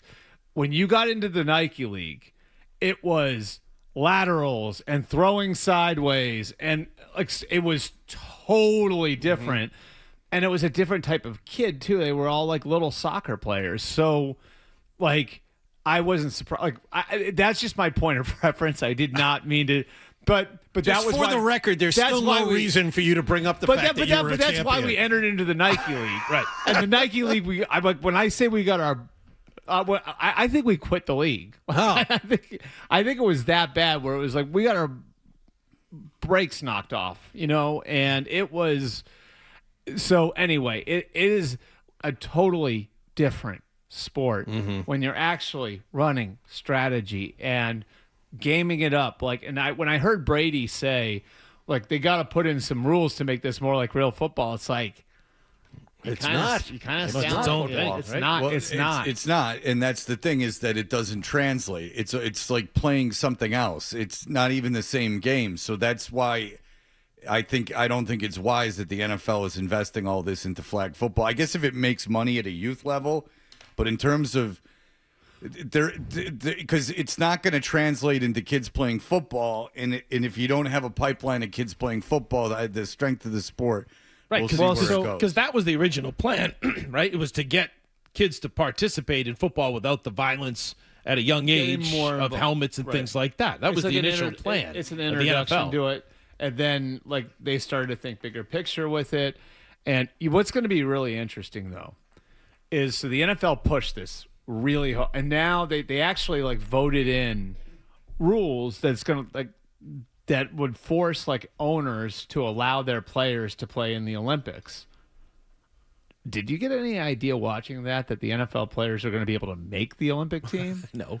I just saw Robert Griffin Jr. named to the list for the World Championships. Right. So but that's the thing is what does this become then selecting Team USA? Because the NFL's whole intention is to make flag football a bigger deal, right? Well, how do you make it a bigger deal? You get it in the Olympics. And then how do you get eyeballs on it when it's in the Olympics? You get big stars into it. So, how do they pick Team USA then? Is Team USA picked based on who the best players are, who are the guys who just ran the NFL players off the field, or are they picking the team based on star power and how can we get the most eyeballs? You don't think the NFL players with 5 seconds to kind of absorb the rules and understand what's going on? They aren't good enough athletes to do well. They could do fine, but will they be the best at it when you get these guys who play year round? That's that to me, and I'm with you. For the most part, these guys are great athletes and all of that, but it when I say it's a different sport, it is a different sport. Sure. And when you watch these guys, a lot of those guys who are out there were Division I AA football players who are 160 pounds. Yeah, size doesn't matter in flag football, and that's the big thing. That the NFL, you got to be big and suitable for contact and be able to run through tackles, and that doesn't matter in flag football. It's entirely quickness. It's a stupid game. All right, Bert Breer, thank you, MMQB, and he will be gallivanting around Paris, very, very miserable. All right, thank you, Bert. Send off. Yeah, au revoir. Danny Roach has created a game for us. We will have that for you coming up.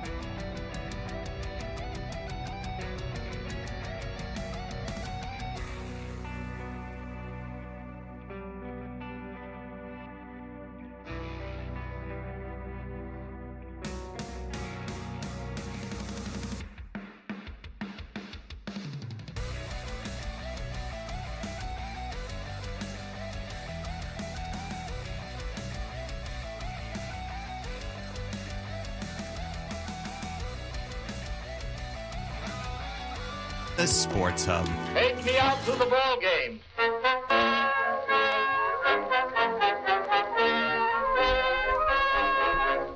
Take me out to the ball game.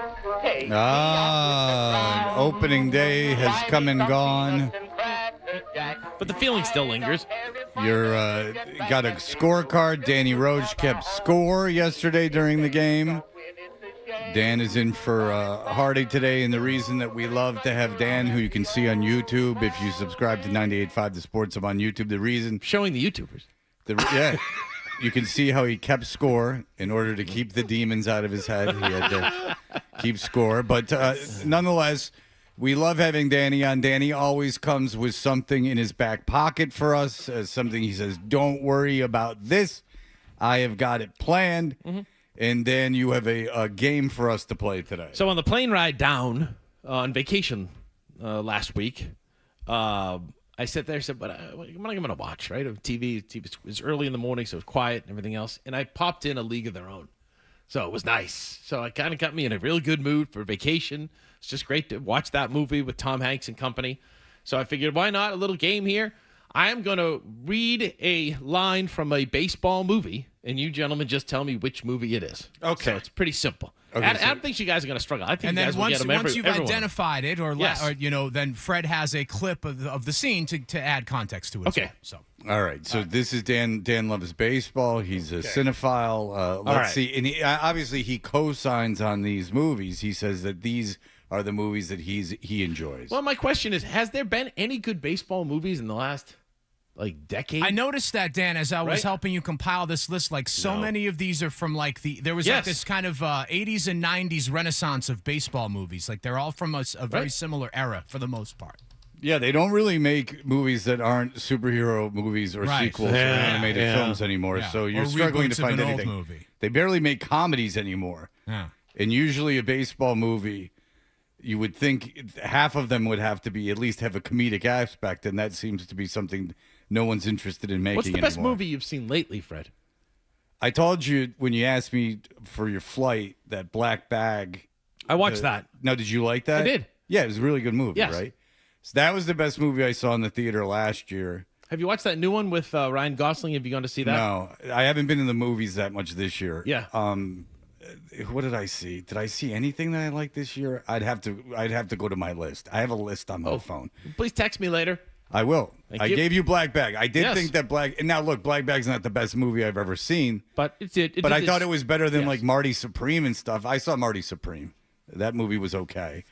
One battle after another I thought was okay too, but I thought Black Bag was better than that. All right, Danny, let's get to the game. All right, here we go. Here's your first line from a movie. Simple. I told him that a player on a streak has to respect the streak. Bull Durham, I'm going to say. All right, I'm going to say that's Bull Durham. Let's find out. I know. I'm telling you, just keep your hands out. I never That's what told I'm him telling to you. Oh, stay yes, out of you your did. bed. You most certainly I did. never told him to stay out of your Yes, you bed. did. I told him that a player on a streak has to respect the streak. Fine. You know why? Because they don't happen very often. Right. If you believe you're playing well because you're getting laid, or because you're not getting laid, or because you wear women's underwear, then you are. There it is. A little too sexual for me, but it was good. Well, that's the quote you picked. I know. Well, Adam provided the clip itself. So. I helped out. Yes. Well, what about that? Did you like? Was it the wearing the women's underwear? Respect the streak. Did you? But it was very randy. Did you? Do you believe that's true? That when people have sex, that you have to keep that All right, going? let's go to the next one. Okay. Because what if you're on the road? You remember Mark Grace used to say, "Slump buster." I was going to say, did Dan, you know what a slump buster is? So, Dan, next so line. the Slump Buster, no, this was on the Jim Rome show. Okay. And Jim Rome was, Gracie, what is up? Tell us about the Slump Buster. And Mark Grace said, well, if I was having a slump, I would have sex with an overweight woman. Now, how he achieved this, I don't know, but he said he would go out as if it was just simple as going out and finding an overweight woman to have sex with. But this is what he told Jim Rome. And then Jim Rome answered, epic. Rack that. What is up? Now we're going to the email. Jim, I'm going to get fired. I am spitting oatmeal all over my keyboard. Slump busting. Epic fat chicks. What's up with Gracie and the fat chicks? Scalebreakers.com used to take you to Joe Murray's Twitter page. It may still. I don't know if it does anymore. I haven't checked. Why does no one own the domain name Scalebusters or Scalebreakers, whatever I said? All right, what's next, Dan? All right. This is from a 1993 movie. You play ball like a girl. Oh, that is Sandlot. Yes. Watch it, jerk. Shut up, idiot. Moron. Scab eater. Butt sniffer. Pus licker. Fart smeller. You play ball like a girl. I think my son, when he was in minor league baseball, had sat all night and drank at a bar with squints. There's nothing better to do in Everett, Washington. Right, exactly. I don't know where he was. I would take it Squints was doing an appearance at the minor league party. Yes. Yeah, said it was cool. Well, there you go. Awesome. All right, next one. Boys, I'd like you to meet your new pitcher. Okay, that is from the Bad News Bears. Yes, that's Tatum O'Neal arrives. Right, okay, so let's hear it. I don't like him. What do you think you are, a catfish hunter? Who's he? Boys, I'd like you to meet your new pitcher, Amanda Whirlich. Now a girl? Grab a bat, punk. All right. Do you remember what gets bleeped out there? Dan, what is he saying here? Because I'm not familiar. You picked the quote. It says Amanda Whirlich. Now a girl? Grab a bat, punk. this. What is he saying? I don't know. Why does that delight you so? I don't know. I just. But again, we had to bleep it out because it is a slur against African Americans, a slur against Hispanic people, and a slur against Jewish people. All in a row. Whirlich. Now a girl? Grab a bat, punk. Oh, Dan. Mm-hmm. Why would you even bring that back into Little the saucy. zeitgeist? All right, next time. His favorite movie. Every time. With the N-word. Every time. You brought this up. From an 11-year-old. Every time we win. It's just almost like propaganda. Every time we In win. this day and age, Dan, we peel a to section. bring that back up. Every time we win. And then we peel a section. Not to mention all the Mexican Americans listening to this. I mean, that's got to be something. Tanner, was that Tanner that said that? Was Tanner Boyle, yes. That's Tanner. Racist. Yes, very much so. Every time we win, we peel a section. Under the We've family, moved on, Fred. Family entertainment. Fred, we've moved and on. Dan goes, I got a game. It was a movie for kids. And Dan goes, listen to this, though. Dan goes, I got a game for you. Find every movie with the N-word. Wow. Wow. And that's very off-brand for you. We'll play and have fun and get the message Goodness. Dan would have enjoyed Masters Invitee or White Supremacy that we played a couple of weeks ago. I think he would have. I don't even know if he could have handled. He would have gotten everything right because Yeah. he's constantly watching Birth of a Nation. Every time we win, we peel a section. I know that one. Well, that's of course Major League. League. Yeah. Bang. We're doing very well. I don't know. Give us the line, Freddie. Give him the heater, Ricky. I don't know what racism this is going to have. Everything seems overtly sexual or racist that Dan has picked, but nonetheless, we move on. I figure it's going to take 32 more victories to win this thing. Every time we win, we peel a section. And that's the female owner who, without her consent, they have a life-size photo of, and they're taking clothes off as an incentive to the people. That's all wrong, Dan. Ready? Interesting, Dan. Pitchers- These are all things that got him in the mood to go to Florida, apparently. Pitcher's got a big butt. Oh, well, I mean, you would know that. Rookie of the year. Yeah, that's a Johnny Wall game special. Yeah. And it's true. John was in the theater and stood up and cheered when they said knew pitcher's that got one a big butt. He immediately. went, yes! Woo! Henry Rowan Gardner. Call me the rubber and stand on me. Call my face the rubber and stand. Play the clip. Pitcher, pitcher, pitcher, pitcher. Pitcher's got a big butt. Pitcher's got a big butt. Pitcher's got a big butt. Pitcher. You know that John has a suffocation fantasy where he's smothered? No. Amanda Whirlich. Now a girl? Grab a bat, punk. All right, you ready? Next one. You guys are good. 1, 2, 3, 4, 5. You're 5 for 5. 5 for 5, Fred. Okay, cowgirls. See the grass? Don't eat it. Okay, so that is someone sitting on a guy facing him. I actually know this one. Right? Because reverse is when you're looking at their back. Go ahead, Johnny. That's a league of their own, Fred. All right. Dan wants a league of his own. Where Yes. they do not allow black. Play the clip, Freddie. Dan goes back. I remember when there was a league of our own. No Jews. Oh, man. That's what Dan says. Play the clip, Freddie. Hey, cowgirls, see the grass? Don't eat it. What do you call them? Fat? Yeah. Like they're cows. Yeah. Come on. Okay, girls, this is it. Harvey Field. Tryouts. Get out there, show 'em what you got. Don't embarrass me. It's been a thin slice of heaven. All right. Next one. Maybe you shouldn't swear so much. Know this one. You know this one? It's a stumper. It's not the natural. No.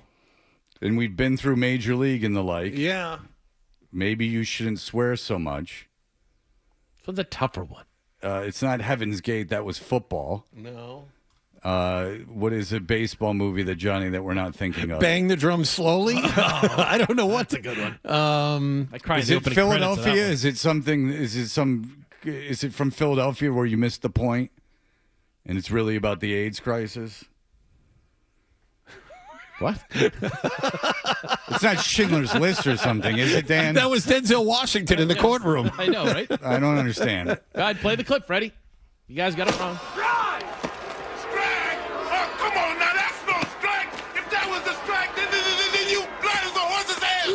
You know, it's been 4 innings and no real angels hit. And, you know, I was just thinking, maybe you shouldn't swear so much. Angels in the outfield. Oh, Fred. car wash, I was going to say. Yeah, Danny Glover. right. Yes. Come on, Freddie. I've never seen Angels in the Never outfield. seen Angels in the outfield? Tony Danzer is the pitcher at the end. That's the best. Moaner. All right, last one.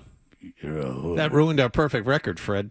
Well, I've never seen Angels in the outfield. I have. Why and would I I still go wouldn't see have gotten Angels in it. the Yeah. outfield? I watched this one on the ride home, on the plane ride home. Do you believe that Is losing fun? That God can manipulate things? Because if he's manipulating the outfield for the Angels, isn't he also like causing train wrecks? Next one. Is losing fun? Then what are you having fun for? Oh, I know this one. Less than zero. No, I got this one. It just popped into my head. That's Moneyball. All right. I have seen Moneyball, but I am too lost in the... They put money in the balls. That's right, Chili Guy. I get too lost in the fact that Brad Pitt plays Billy Bean. Right. And that there's this scene while during the game he's just lifting. Yeah. Like that, Right. It's the most unnecessary. I get it. He's not watching the game because it doesn't matter because it's all based on analytics and he doesn't want to get bogged down in like how it looks. But to just show him, it could have just Pumping showed him iron. like driving around or walking. It had to show him lifting weights. As if Billy Bean's no, Casanova. Mm-hmm. All right, here we go. Is losing fun? No. What are you having fun for?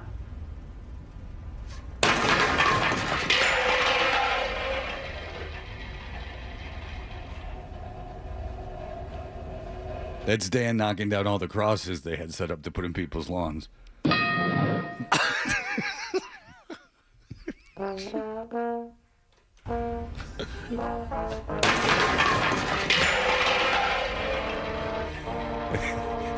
That's what losing That should was sound like. a short that Dan was in the 20s called Clumsy Dan.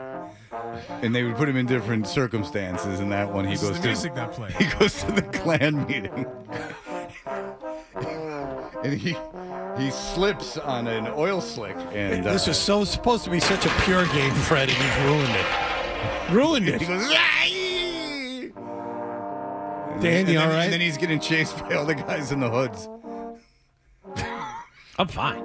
Okay. You know? All right. It's a silent film. They have a little plaque. Everything's great. Between that, like narrate what's It going goes on. old Clumsy Dan. He's at it again.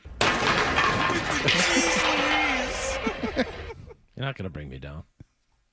Dan, that was a wonderful game. You did. We had a little bit of fun. Work. You know, everybody won. Fred took Everybody it to the won in that extreme one. again. You're not going to break your stride. Right. Thank you, John. Ain't nothing going to break his stride. Yes. Nobody can slow me down. Oh, no. You got to keep on moving. Yes. We're moving on to tomorrow, 4:10.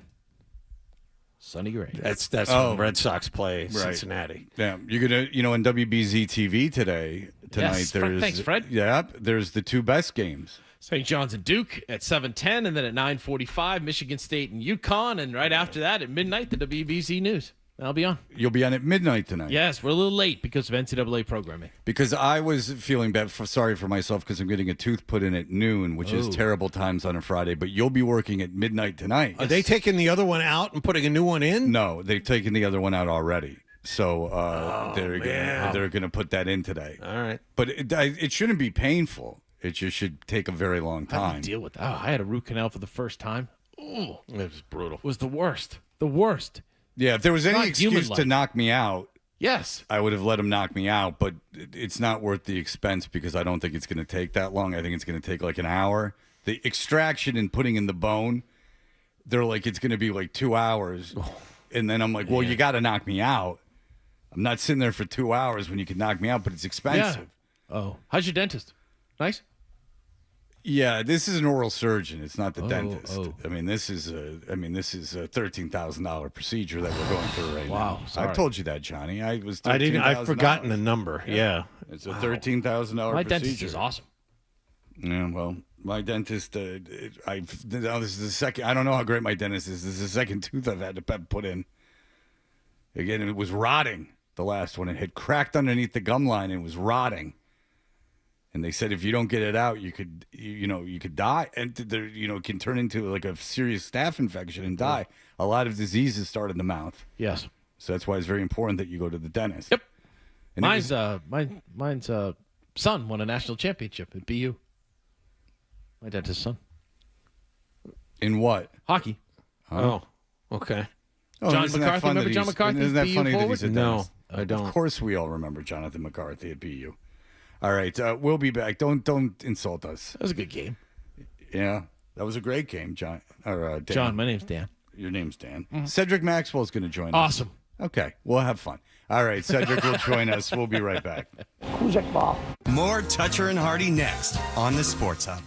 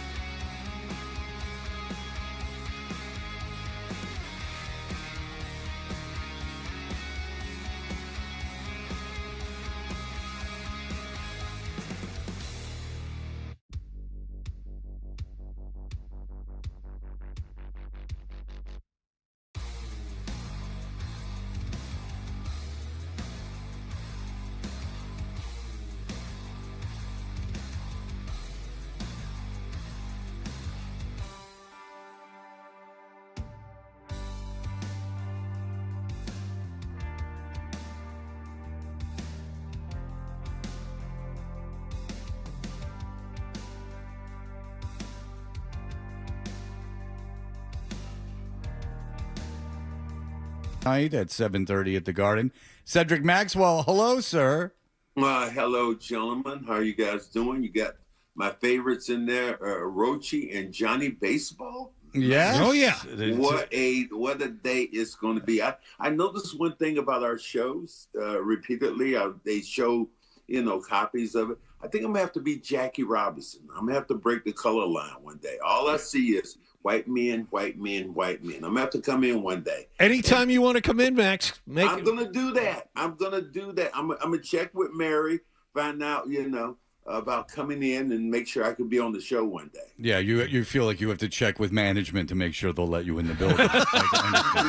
Sometimes you have to do that. You don't can't be too careful. You're afraid an alarm might go off? What's the problem? He's afraid someone might call the police, obviously. Look, you don't cross the color line just like that. You got to check with people. I'm sorry.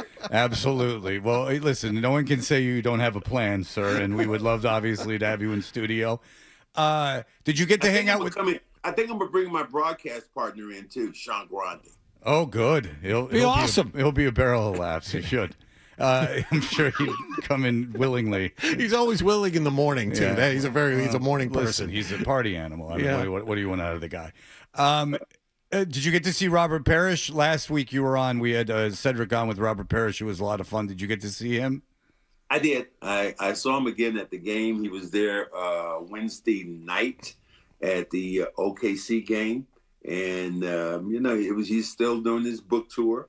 He's had a great time here in New England, and he enjoyed being on your show the other day. He talked about it with me. He said, "Man, I had a great time." He said, "We knocked it out the park. Other than the S word he shot out a couple of times, that was low." Well, listen, what do you want out of the guy? He's not a professional broadcaster. But for you, like being a part of all these things that are being told by others in that there's documentaries and you're in them and people talking about things that you were involved in, but it's not your voice. When you read books and you're mentioned in them, but it's not in your voice. What's that like for you? Do you run out and like consume it? Do you not want to see it? How do you react to that kind of stuff? No, I think it's really cool when you think about other people. You were influencing a book or you influenced a moment in somebody's life, and that's why I'm so appreciative when people come up to me and tell me stories, except when they tell me,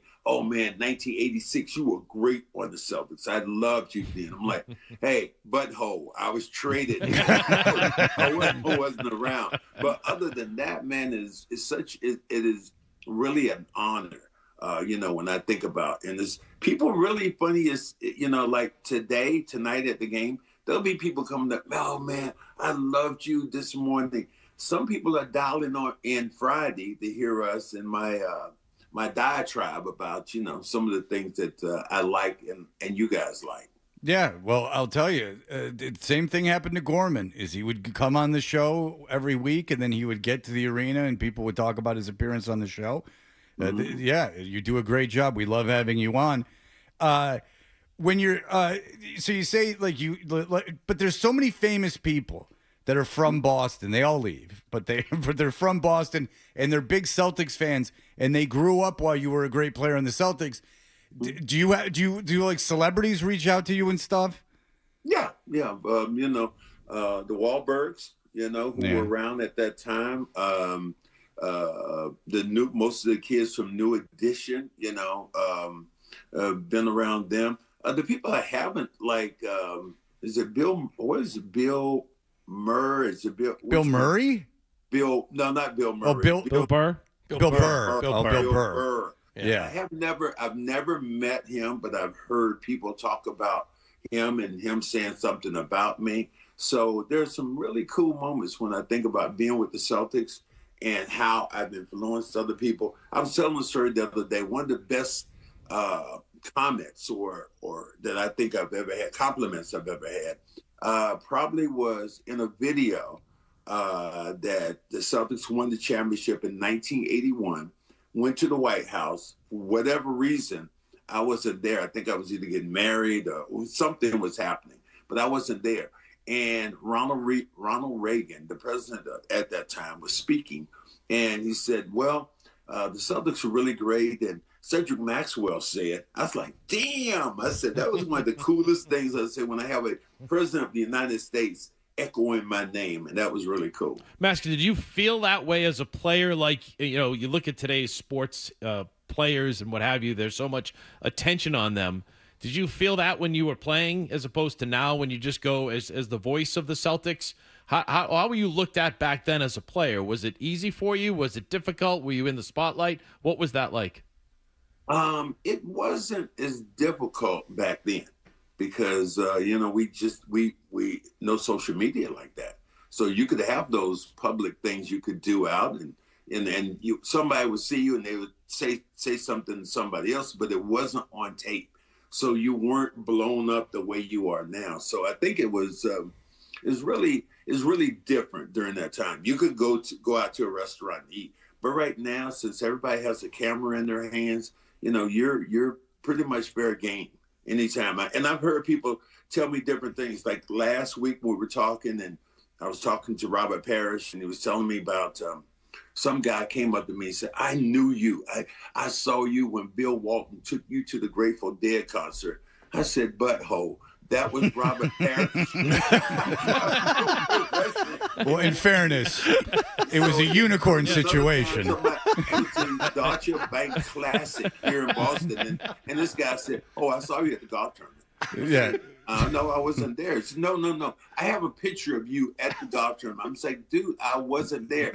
He said, I'm going to get the picture. He comes back and going, my bad, man. That was Walter McCarty. I feel like you call a lot of people butthole, Max. There's an age gap there between you and Walter it's warranted. McCarty. I know, right? That's just like throw anyone out there. Oh my I saw a tall black guy, and I figured it was you. That was exactly how that went. There was a tall black guy, and I know it was you, and I saw him there, and when he comes back and said, I'm sorry, that was Walter McCarty. I was like, okay, thank you. But the worst thing about social media with these athletes, and we're going to get to a story at 9:00, is that apparently they've done studies in people, even if they see something on social media that they know is not true, it sort of doesn't even matter. There's no criminal or civil charges involved, and there's no real trouble to be had.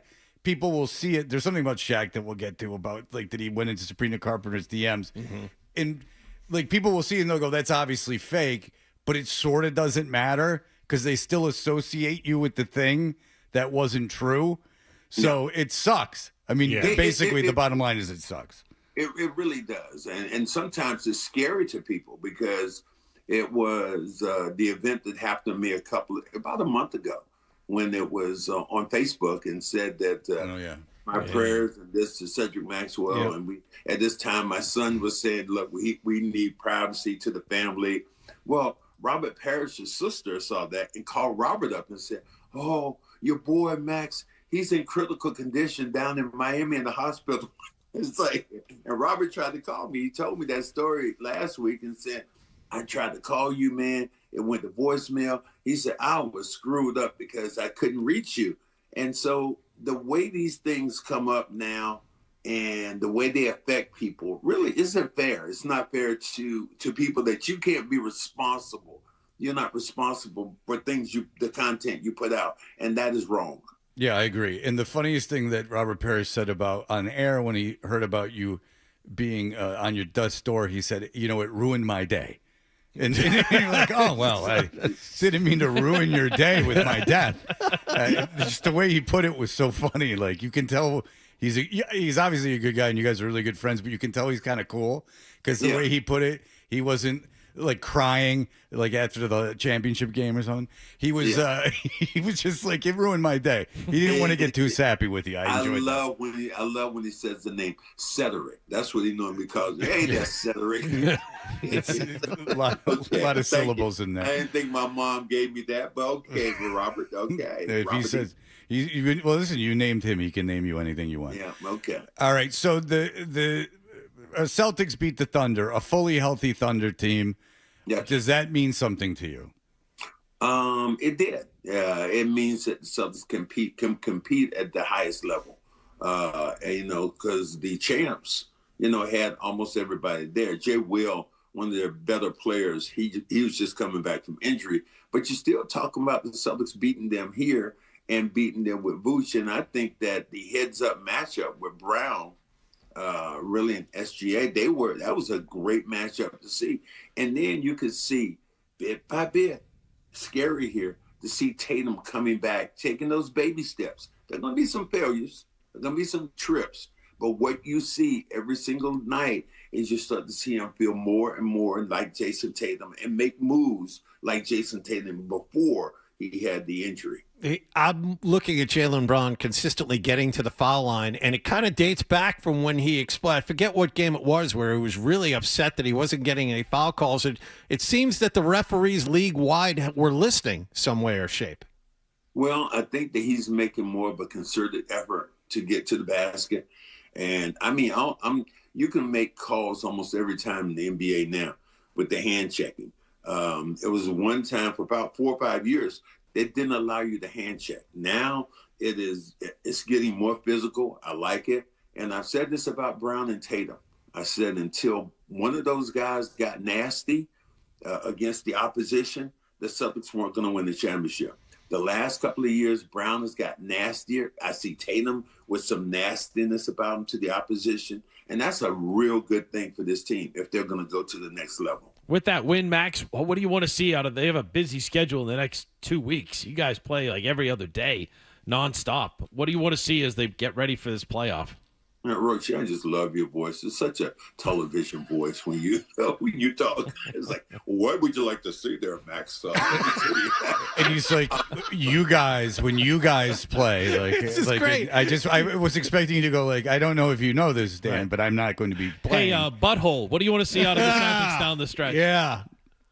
What I want to see is, first of all, I want them to just be healthy and then get an opportunity to get Vooch back in. The hand is starting to heal. You'll need him in the playoffs to go down the stretch. I'd love to see, and I haven't seen lately, I'd like to see Joe probably play a little bit more of Jordan Walsh a little bit more. He hasn't been a factor in the game, and I think you're going to need him defensively. But Joe's, I'm not checking what he's saying. I just said what I would like to see, because I think Jordan gives you another big out there that can defend the initial point of attack probably as good as anybody the Celtics have. So I would like to see that. Tatum continue to progress. Nemi playing well. I mean, I just don't know what, they're doing so many things. They're doing it well. That is, it's just a big cake when you watch them play right now. Yeah, it seems like they could be a danger in the playoffs. Cedric Maxwell tonight, he'll be calling the game. With Sean Grande. That's right, the Grande, the big one. You can, and when you see... The big kahuna. Right, and when you see Cedric at the arena, tell him you enjoy him on the show and completely ignore Sean. That's the way Cedric wants it, and that's the way he wants all the praise. Cedric, thank you as always, sir. We'll talk to you next Friday. All right, gentlemen, have a good one. See you, Max. Take it easy. There you go. Our friend Cedric Maxwell, the great Cedric Maxwell. We will be back in just a moment. Here are the headlines. Sports Hub headline.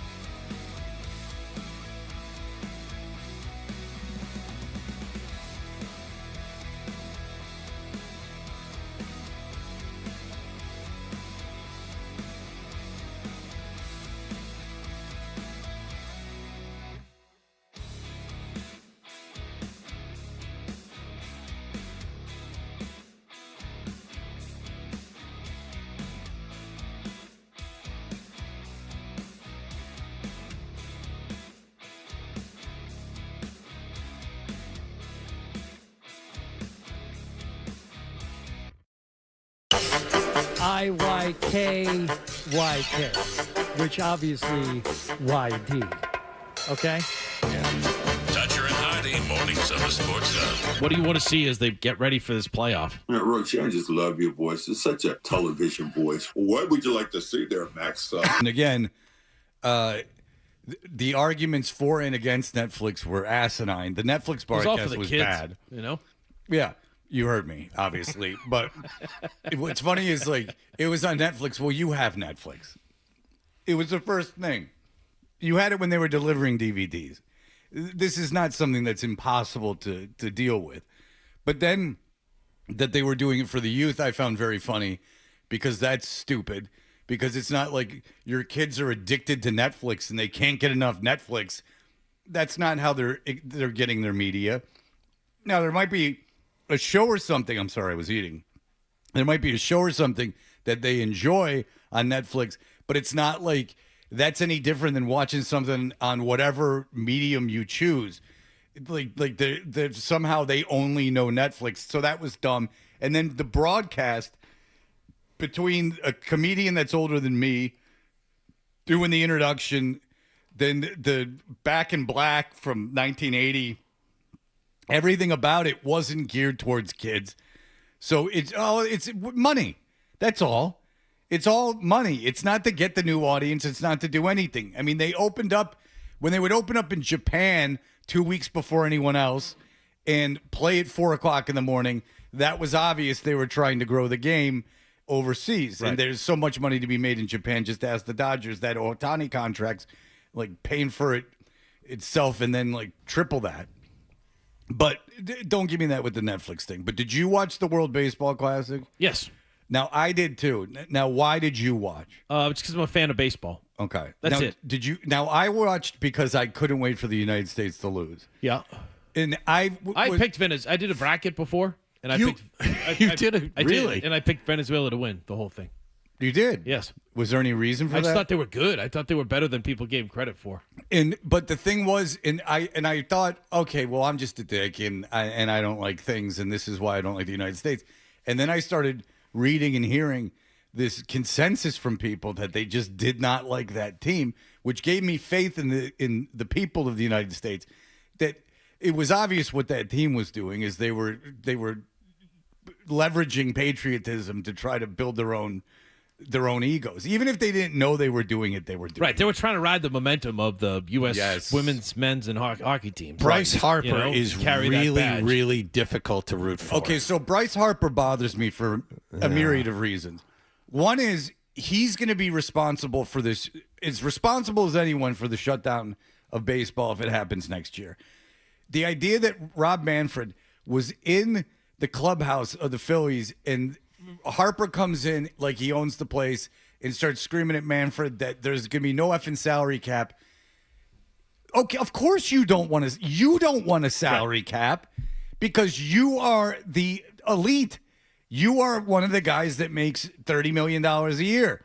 How about everyone else in that clubhouse that's not making $1 million or making 1/30th of what you're making? That could like he just acts like he's speaking for the country. He's speaking like now he's Captain America because he's playing in some exhibition baseball tournament. Like they're almost willing it to be something that the whole country, like it means something. They're talking about the troops and how it means something to the troops. Get out of here. You're building yourself up. And so by losing, my feeling was, well, you built yourself up into this huge thing. So if you won, you could parade around. They partied after they beat Great Britain. Yeah. They couldn't even get it together to play the next game. I mean, imagine that. They're patting themselves on the backs about beating Great Britain, going out and partying. If you want to go out and party. But don't use it as an excuse that you beat Great Britain. So now, therefore, by losing, now, guess what? Now eat it. If it meant so much to the country that you won, you didn't. So now you've devastated. In your minds, you should think that you devastated the country. It's something you'll never be able to recover from. I mean, just and they then just moved on to the regular season. Right, over, of course. That was it. Because no one really. But cared. I agree with you, Fred. I think what needs to happen is the egos need to go aside here, and I think Scott Boras is going to drive the bus for no salary cap. The high-paid players are going to drive the bus. We've talked about this before.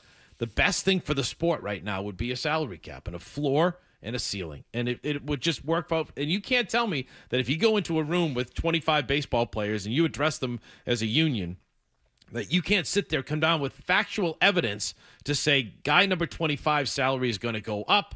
This is going to be better for the game. This is better for competition, for parity, and what have you. You can't convince me that you wouldn't say to these 25 guys, this is best for you guys long term. Let's get it done. You can't convince me. And it won't happen.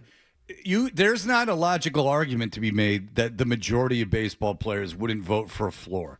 If it was done on a revenue sharing basis, like in that if baseball makes this amount of money, this is like how the other leagues work, when the cap goes up, like in the NHL or the NBA, like, or the NFL, when the cap goes up based on income from the league, and you say you get this percentage of income, but we're going to guarantee you this much.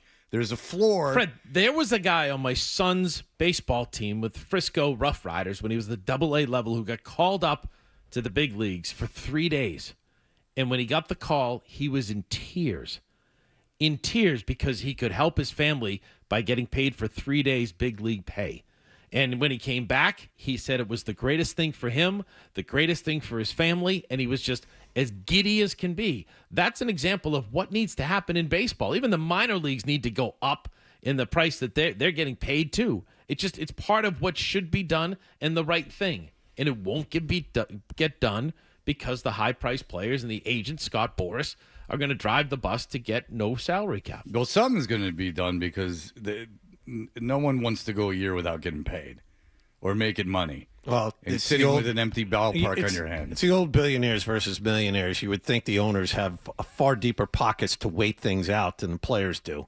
Well, especially with the players that aren't making nearly as much money. I don't know. If I have a $2 billion building and I'm supposed to fill it up and sell concessions for 30,000 people 81 times a year, and it's just sitting there empty. But everyone except the Mets and the Dodgers wants this. Yeah, right. Well, so it should be the Mets. The only people against this on the owner side should be the Mets and the Dodgers, and the only players that should be against it are Aaron Judge and Bryce Harper and the like. If I'm Tarek Skubal, I really don't want this to happen. Yeah, no kidding. But that's Tarek Skubal. If I'm just go look at the Yankees salaries. That's all you got to do. Just pull up the Yankees salaries and see the discrepancy. The vast majority of that team's making less than $2 million.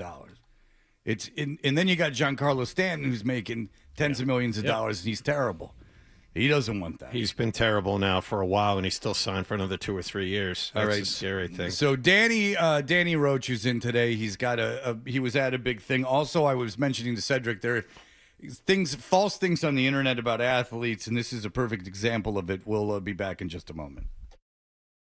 Toucher and Hardy, 98.5.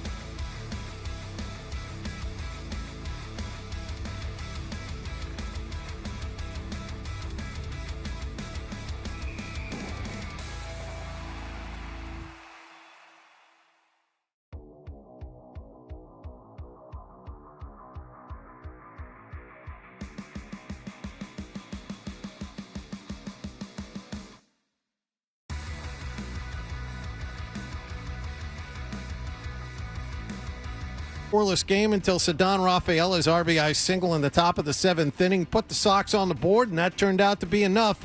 Garrett Crochet, 6 shutout innings for the win. The two teams have today off. Sonny Gray starts against the Reds tomorrow. Red Sox had last night off. They're back at work tonight at home against the Atlanta Hawks. Grandy and Max have the pregame at 7 and the tip-off at 7:30. You're on 98.5 The Sports Hub. Jaylen Brown, Derek White, and Amish Keita are all listed as questionable. In college basketball news, top-seeded Arizona ran Arkansas off the floor last night, 109-88. They're through to the Elite Eight. They'll play Purdue. They got a tip in with 0.7 seconds left for a 79-77 win over Texas. Illinois beat Houston 65-55. They'll play Iowa, who's in the Elite Eight for the first time after beating Nebraska 77-71. Locally, Boston College has hired UConn assistant coach Luke Murray as their new head coach, and France beat Brazil yesterday 2-1 at Gillette Stadium in a soccer friendly. Sports Hub headlines are brought to you by Corona, the official cerveza of Major League Baseball. Savor every moment of the game and turn this baseball season into your own private island. Lines in. Play ball. Must be 21. Relax responsibly. I'm John Wallach on Boston's Home for Sports, 98.5 The Sports Hub. Your next update at 9:30. This is what happens when analysts take over the games, take over the sport. This is where you talk sports. It happens all the time. The Sports Hub. Big show on the way. Need a little help getting started in the morning? It's very dangerous. They've got the experts. So, no. Toucher and Hardy. No. On the Sports Hub.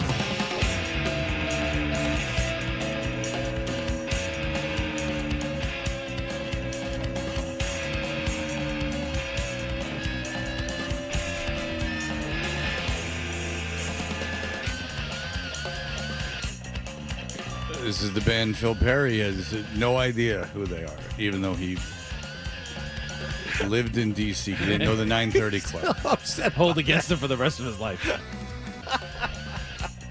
Not me, though, right? Yeah. Adam, I know Boston music history now. Well, that remains to be seen. Yeah. Fred, just of interest, because we are playing Fugazi, they released the Steve Albini version of In on the Kill Taker a couple of weeks ago on Bandcamp Friday. No way. Might be worth you. He's even over my head with that. I know Steve Albini, and I know Fugazi. They recorded that album with Albini and then scrapped it. They didn't like how the sessions came out and then went and re-recorded it. But it's cool because it's one of those things that's been bootlegged for years, and now it's actually properly released. So. It's now with the internet, like none of that is of any interest to me. Like No. it's like it used to be. You would like if you told me when I was 8 years old that like every Van Halen concert would be on YouTube and like all these like unreleased songs would Fair. be out. Like I remember I'd buy like bootleg albums. They were all terrible. It was just all. They're bad, and like the whole rarity argument is gone now, right? Because like, it was a cool thing is you found this like this cool live show that they did, but it's like if there's 800 of those, it's not as cool and it's too much to sift through. And this isn't like the things were better back then. This is just the way it is for me personally. Is this that like things like that no longer really interest me? I don't know if this Fugazi thing ever. I didn't really care that much about Fugazi, but I certainly knew they existed and know the song Repeater. But nonetheless, if like there was even like my favorite band's The Descendants, if there was like some Descendants thing, would have blown my mind, 30 years ago. But now it's just like I would be like, I might passively listen to it for a moment. I have no attention. I'm like everyone else. I got no attention span. Phone killed it. Oh yeah. I don't listen to albums. I barely listen to music. I don't. If I figured out how I'm spending all the time I have alone, I couldn't tell you. I'm wasting so much time. I get frustrated with that. I don't know about you. All of a sudden, I'll say my wife will say, "What did you do today on your day off?" Like I don't know. I go to my daughter because we were talking about how I coached her basketball team, and I said, let's watch this episode of Always Sunny in Philadelphia season 2, The Gang Gives Back, where they coach a youth basketball. It's a fantastic episode. I say, she looking at her phone, I go, Zoe, it's 22 minutes, just watch it. Wouldn't you know, she's laughing her ass off. I'm looking at that phone of mine. it's buzzing. And she's looking at me, looking at the phone. And I'm worse than her. 15-year-old girl. And I'm worse than her with the phone.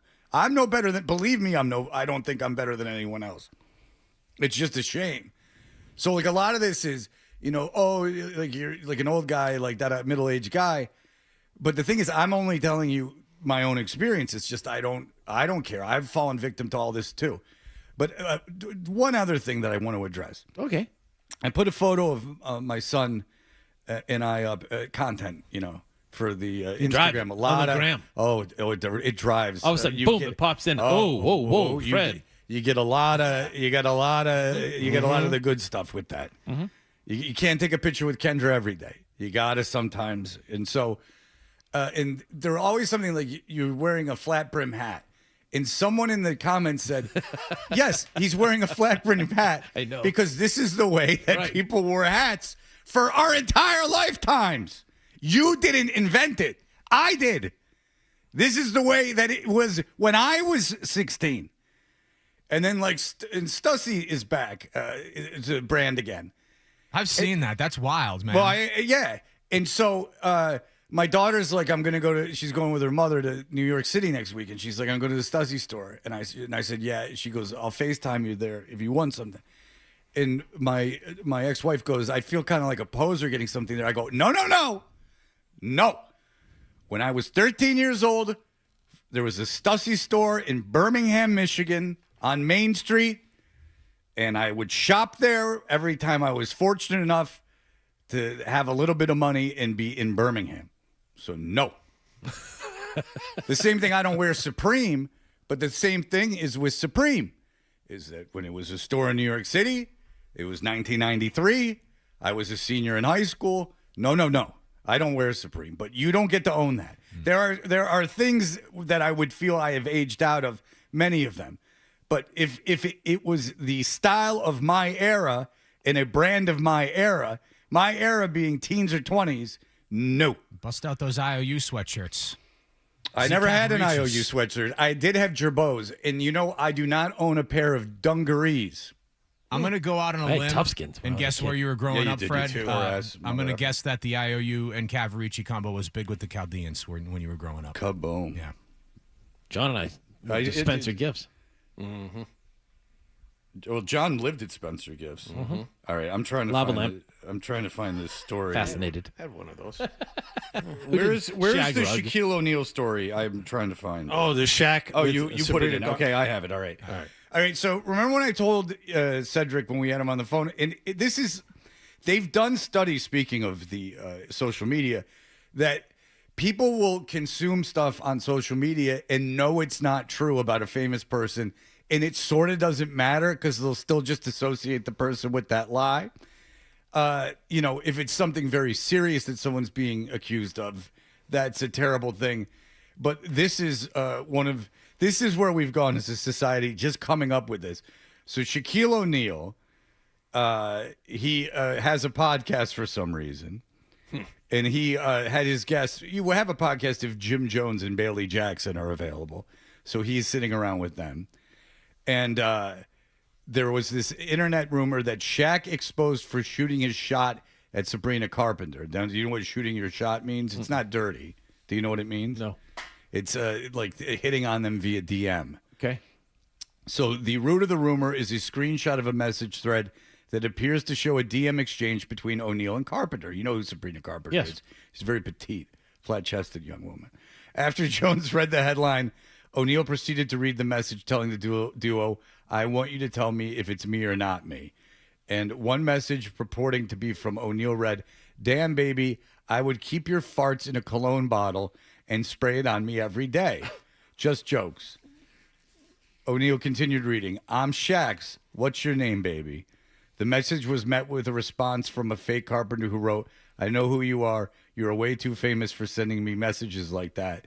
And according to this message, Shaq wrote, I can't be horny and want some of that snow bunny kitty for myself. You're being rude for no reason. You can't handle Big Diesel anyway. And that's apparently from Shaquille O'Neal. Shaq was reading it? Yeah, he's reading it because he didn't write it. Right. Because it's asinine that he said that Shaquille O'Neal would say, damn, I want to keep your farts in a cologne bottle and spray it on me every day while trying to get a famous woman to sleep with him. I would think that Shaquille O'Neal has been through it enough where he would know that that's not a good way to do it. Now, we could have many women who are on the internet say, oh, people want my farts in a sealed bag and things like that. We know that they want socks. But that's the problem, is that now he's got to address that. And he didn't do that. But, when I was at Rollins College, freshman year at Rollins College, when Stussy was a brand and I was wearing a flat brim hat. Cool. The Shaquille O'Neal was playing for the Orlando Magic. I believe he was a rookie or second-year player. He is going to shoot a commercial in the Rollins gym. Really? Women's basketball practice is ending. Women's team is leaving. Shaq and his people are arriving. Shaquille O'Neal's probably 22, 21 years old. Girls on the team between the ages of 18 and 22. It's all very appropriate, above board. Shaquille O'Neal starts talking to one of the women. I'm within earshot. I'm very interested. He's one of the largest human beings I've ever met. Mm-hmm.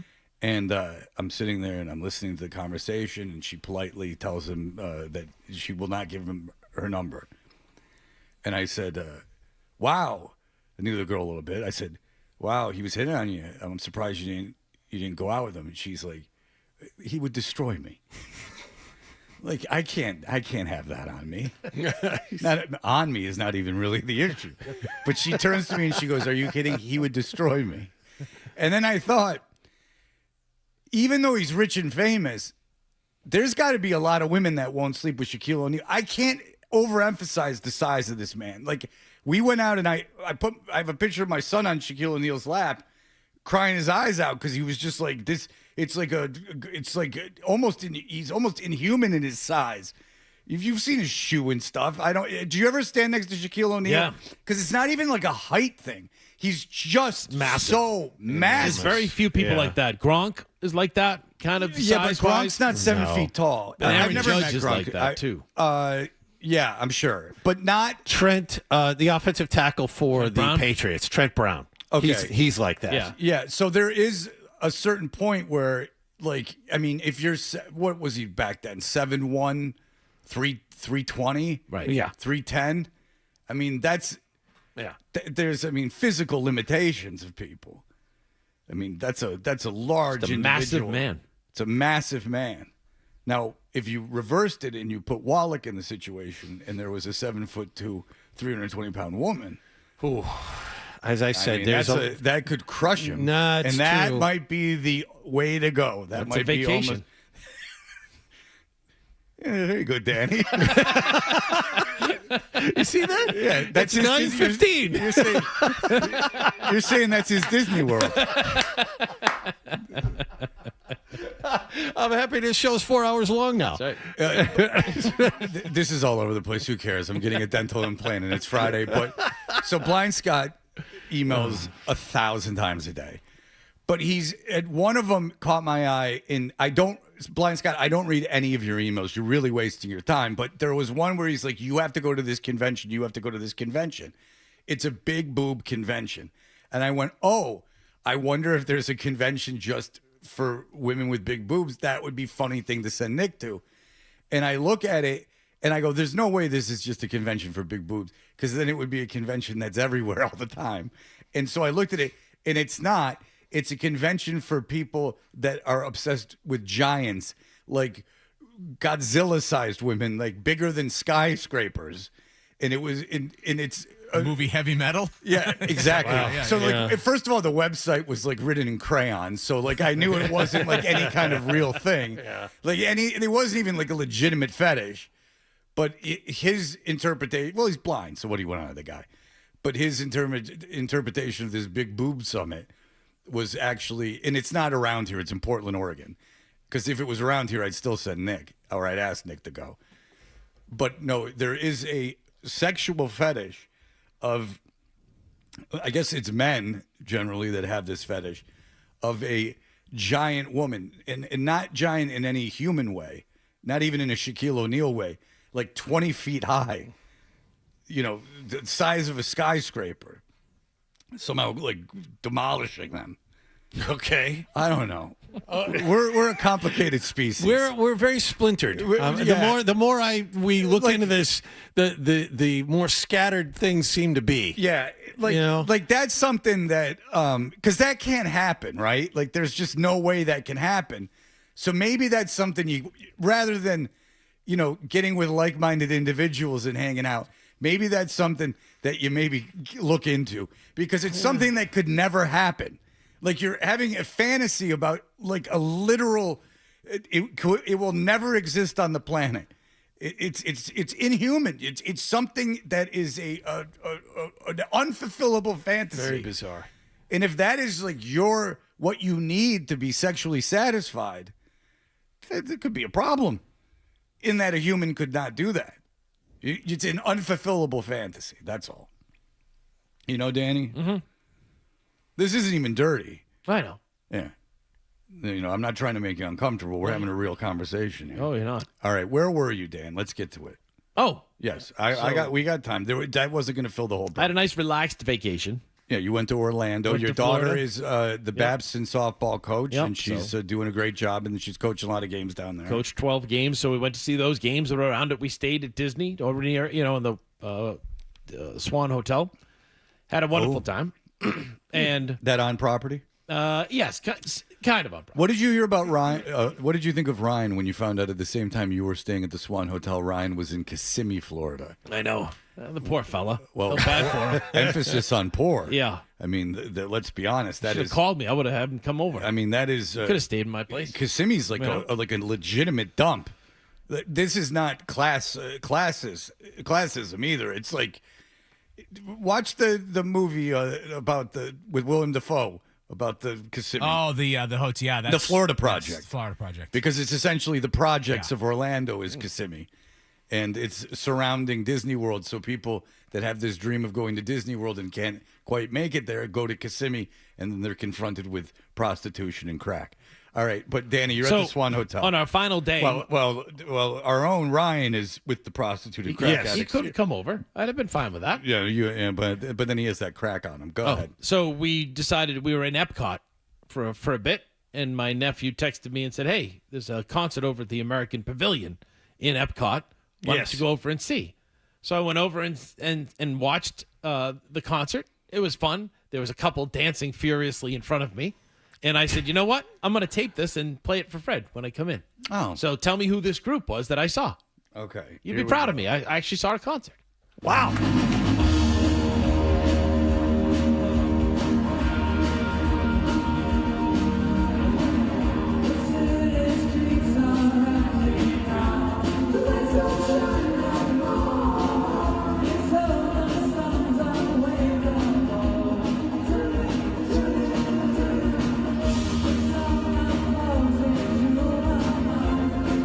It's like the Bay City Rollers. Keep going. Chorus is coming up.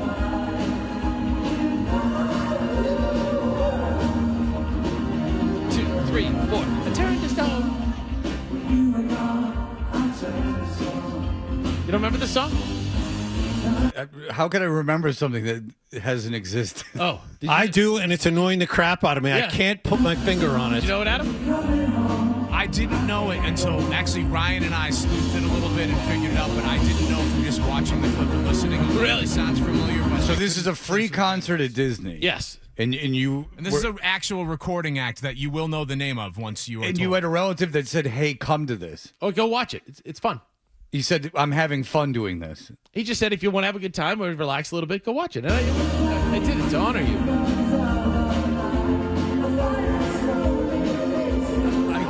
Play another song by them. They're obviously British, and they're obviously from the 70s. Yes. But I mean, you throw it in a hat. I have no idea. It's not Fugali or whatever, but it's like, That's right. It is not Fugali. But so it's a British band from the 70s. I'm taking it that's not women singing background. That's just falsetto males struggling. Yes. Okay. So it's not Yes, because they would be far too big. And it's not a prog rock band even, because it's not intricate enough. It's just a real garbage band.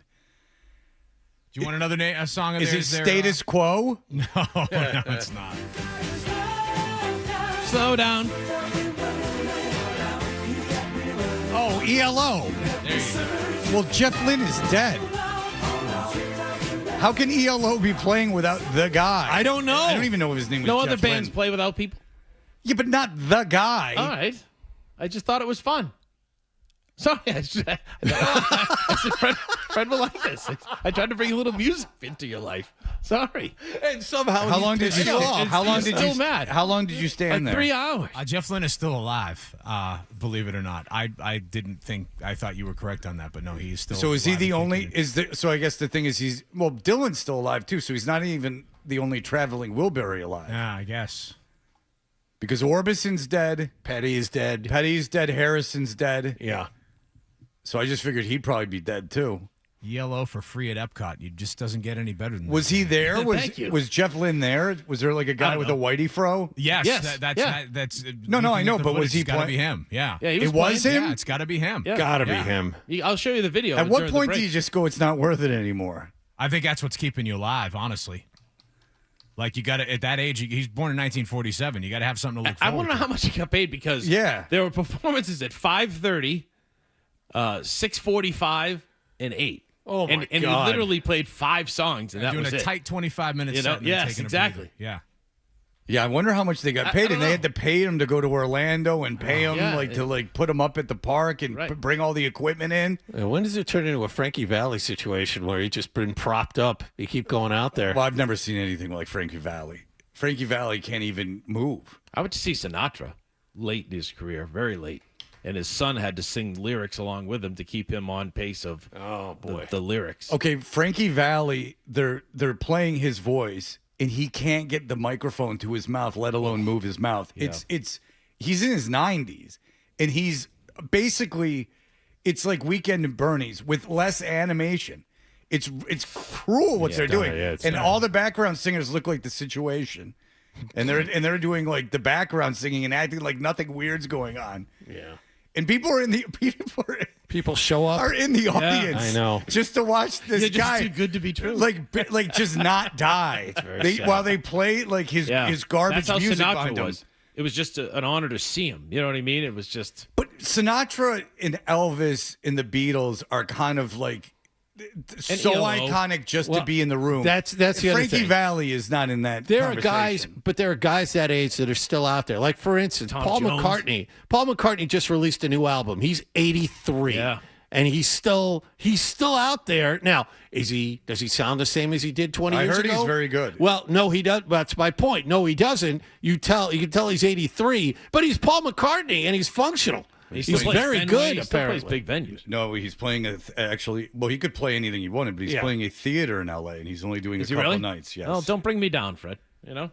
Hello. All right. That's an ELO song. If you would have played that song, I would have known it, but I wouldn't have known it's ELO. All right. All right. We'll be back in just a moment. Stay tuned for more Toucher and Hardy on the Sports Hub. Oh, low testosterone. It's a real issue for many men. As you age, gentlemen, as a rule, your testosterone levels will lower. And with that can come a lack of sex drive, a lack of energy, basically that youthful joie de vivre, as they say, can be missing. So, I was getting older. This is in the past tense. I was getting older, so I went to Northeast Men's Health, 617-793-5000. I visited one of their 6 locations, the Dedham one. They have 6 locations.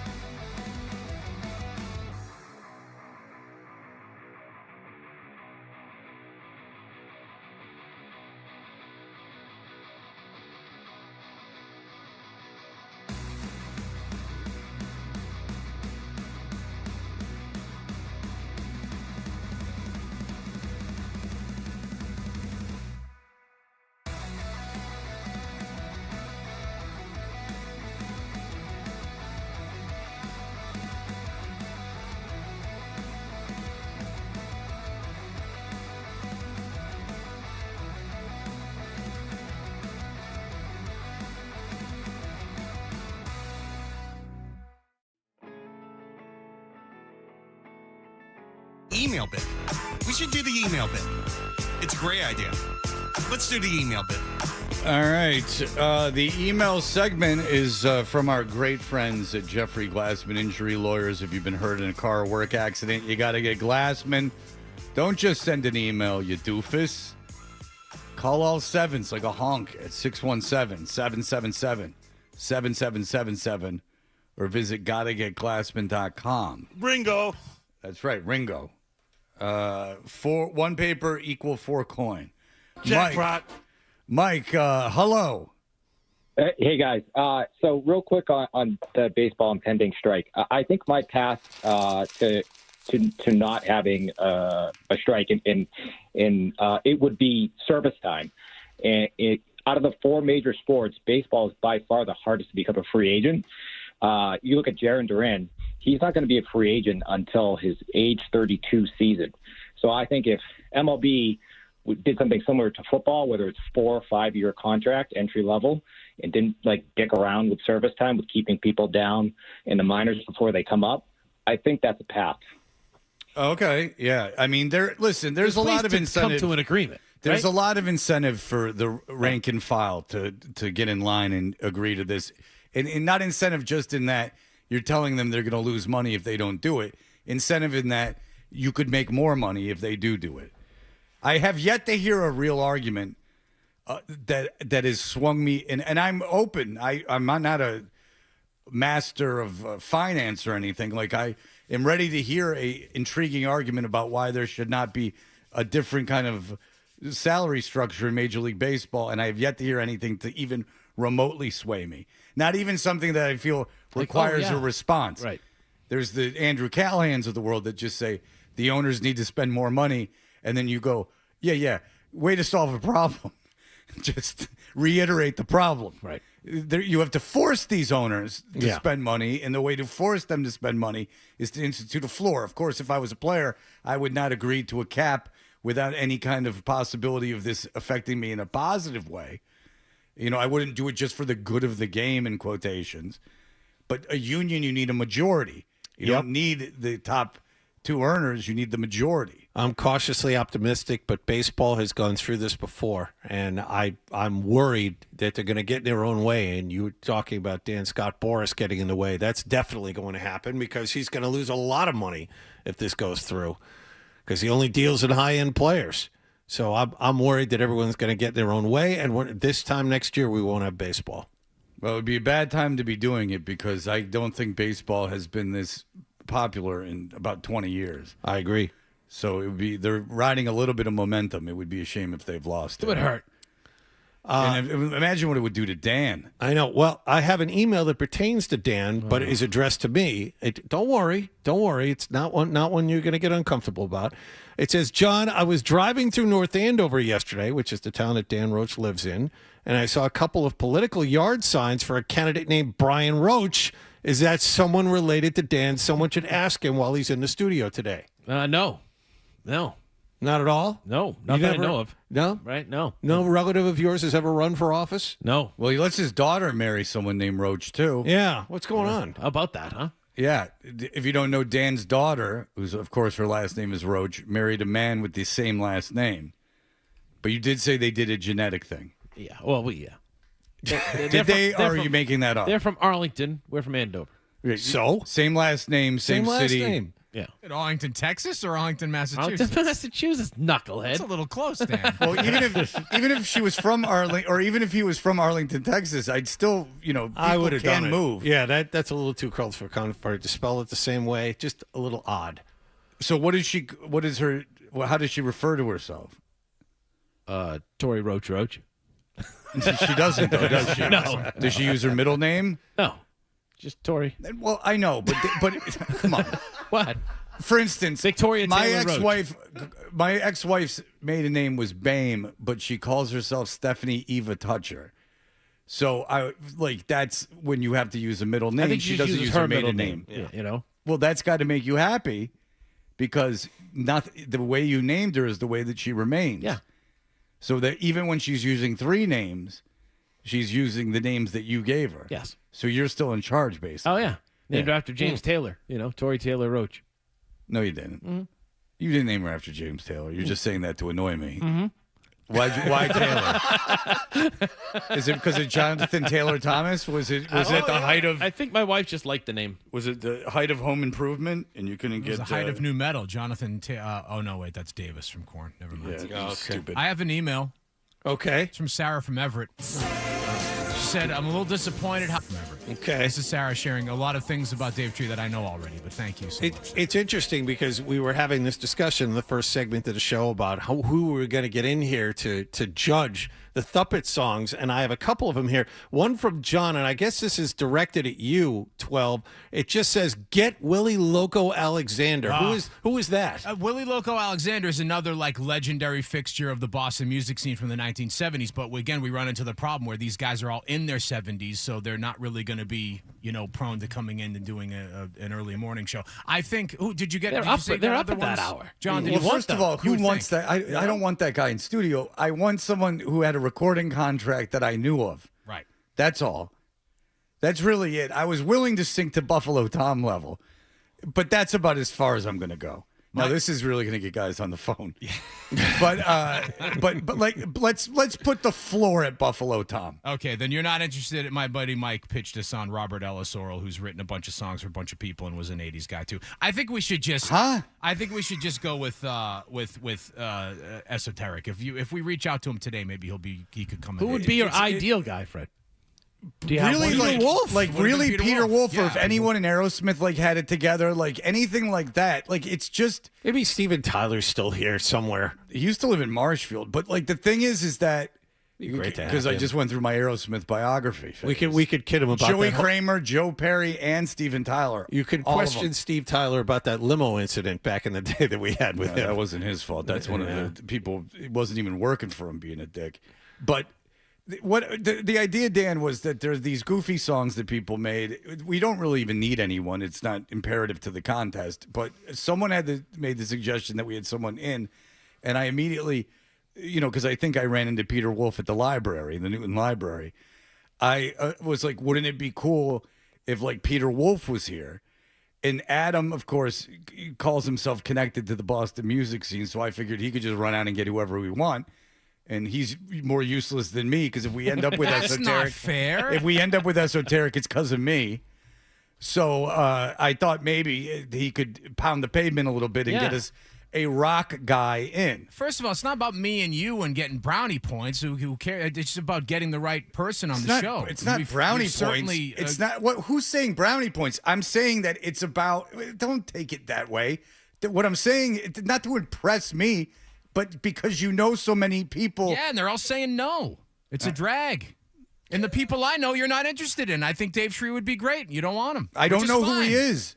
Again, that's fine. See, Let's try to pressure Peter. It around. loses. He's out its, there. It loses. Come on in, Pete. It loses its importance if no one knows who the person. No, and I agree with you on that. And I don't even want it to be like someone cool or something. Yeah. I just want like someone. It could be even if like I was willing to the lady from Letters to Clear or whatever Kay the Hanley. band is, Kay Hanley. Like because I know they had the big hit song. They have to have the right right amount of renown. It can't be too big, and it can't be someone that's too obscure. Right. And, I want someone in a band that had instruments. Yes. That It's a Boston rock band that even had a medium hit Yes. that I heard. Yes. Growing up in Detroit. Yes. That's really it. Because Buffalo Tom, I know the name of the band. I don't know if I've ever heard one of their songs, but I at least know the guy from Buffalo Tom, and it's not his fault. I don't know who he is. So if he was in, I would just be like, "Hey, who, Bill? I heard about you. You know, like He's a good guy. I could address that I didn't know the band, but I certainly wouldn't make the guy feel bad about it. Yeah. But if you get Peter Wolf in, he's got all these stories. He was on BCN, yakking away with his rhymes. And now he can't get up in the morning. He's roommates with David Lynch. That would have been an interesting thing. Oh, yeah. Yeah, he was roommates with David Lynch. Yeah. I mean, he's a fascinating character. Right. He was in New York City, like hanging out with Warhol. He's got a million stories. I'm as bummed out as you are. It would have been a great get, but apparently I don't have that pull. Yeah, good. Thought I want you to feel bad. Thought I about did. it. You know what it is? It's never mind. Go on. Yes, shut up. You're always telling me to shut Shush. up. Wow. Shush. Shut it. Tim, go ahead. What about Jay Mascis from Dinosaur Jr.? Obviously, I'd have Jay Mascis in. Does he live around here, though? He doesn't. Okay. Yep, he lives in Amherst. So not around here, but he lives in No, Amherst. I think is he not from Amherst, but doesn't live here anymore? Or does he still live in Amherst? I think he still lives there or Northampton. He posts a lot on Instagram, and he posted recently he was skiing at one of the Massachusetts skiers. He's still around. All right. Well, I would have Jay Mascis. I inadvertently have seen Dinosaur Jr. many times. Where are we on Gary Sharon? I reached out to him yesterday. Haven't heard anything back. He might be too big a star. Yeah. Come on, Gary. And I'm not saying that sarcastically. And I think he's up on the North Shore, too. I don't know that if Peabody, I'm I'm Gary Sharon, told. I want to be dragging I just want someone just to hang out. Yeah. I don't want any. Yeah. It's no big deal. It's a non-pressure situation. But I mean, even like a minor hit in the 70s. What's funny is on BCN, we did something like this, and we were getting all kinds of people on the phone. But I need them in studio is the problem. And I want it to be very relaxed. I don't want it to be a whole thing. I don't want to be, if they've done Eddie Trunk, I don't want that to be the standard. Because then expectations are through the roof, and then we have a disappointed guest. Just call What Eddie. did you expect? Just call Eddie. Have No. Eddie do it. No. You don't meet your heroes.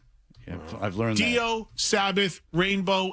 And Eddie's gonna. You heard when Nick talked to Eddie. He was very nice and cordial, but he was, let's face it, uninterested. Yeah. Anyway. Maybe if he talked to you, it would have been different. Matt, go ahead. Hey, I think the Eddie Truck idea would be hilarious. What about Dickie Barrett from the Boston? Okay, so I am friends with Dickie Barrett, like legit That's friends what I with Dickie thought. Barrett, but he's in L.A., so there's no way. But if he was in town, yes, I like Dickie very much. But he would want to come on the show to campaign about RFK for president, and I'm like, I can't be doing I'm that. like, you could be. It's not like if you were like for Biden, I'd have you on. Like I can't have you on. Yeah. Campaigning for like a president, like and they're doing all these like fundraisers for presidents. I'm like, I don't. This is not. This is out of my depth, my friend. I do not need this. I like you very much. I don't know what went down with the band. I'm not against you. But I can't have you on with some, when you're legitimately the reason you're on is to campaign for a presidential candidate, because I'm not getting into it, because I refuse to. The internet exists. I don't need that. You piss off the politic people and then it's a whole mess. I don't need any of that. Am I a pussy? Sure. I don't want to get into it. I don't want to wade into it. I'm a big dummy. No one needs to worry about what I think about anything. All right. All right, that's the way I stand. That's Glad you my got stance. that off your mind. Yes, I'm no Joe Rogan. I'm no expert on everything. You're great, though. Thanks, buddy. In your own way. You're my good friend. Apparently, just one more idea here. Oh, no, we got a break. Yeah, we got a break. Oh, all right. No, fine. the We'll clock. be back in just a moment. No, Here the are the clock. headlines. Sports Hub headlines presented by Celsius.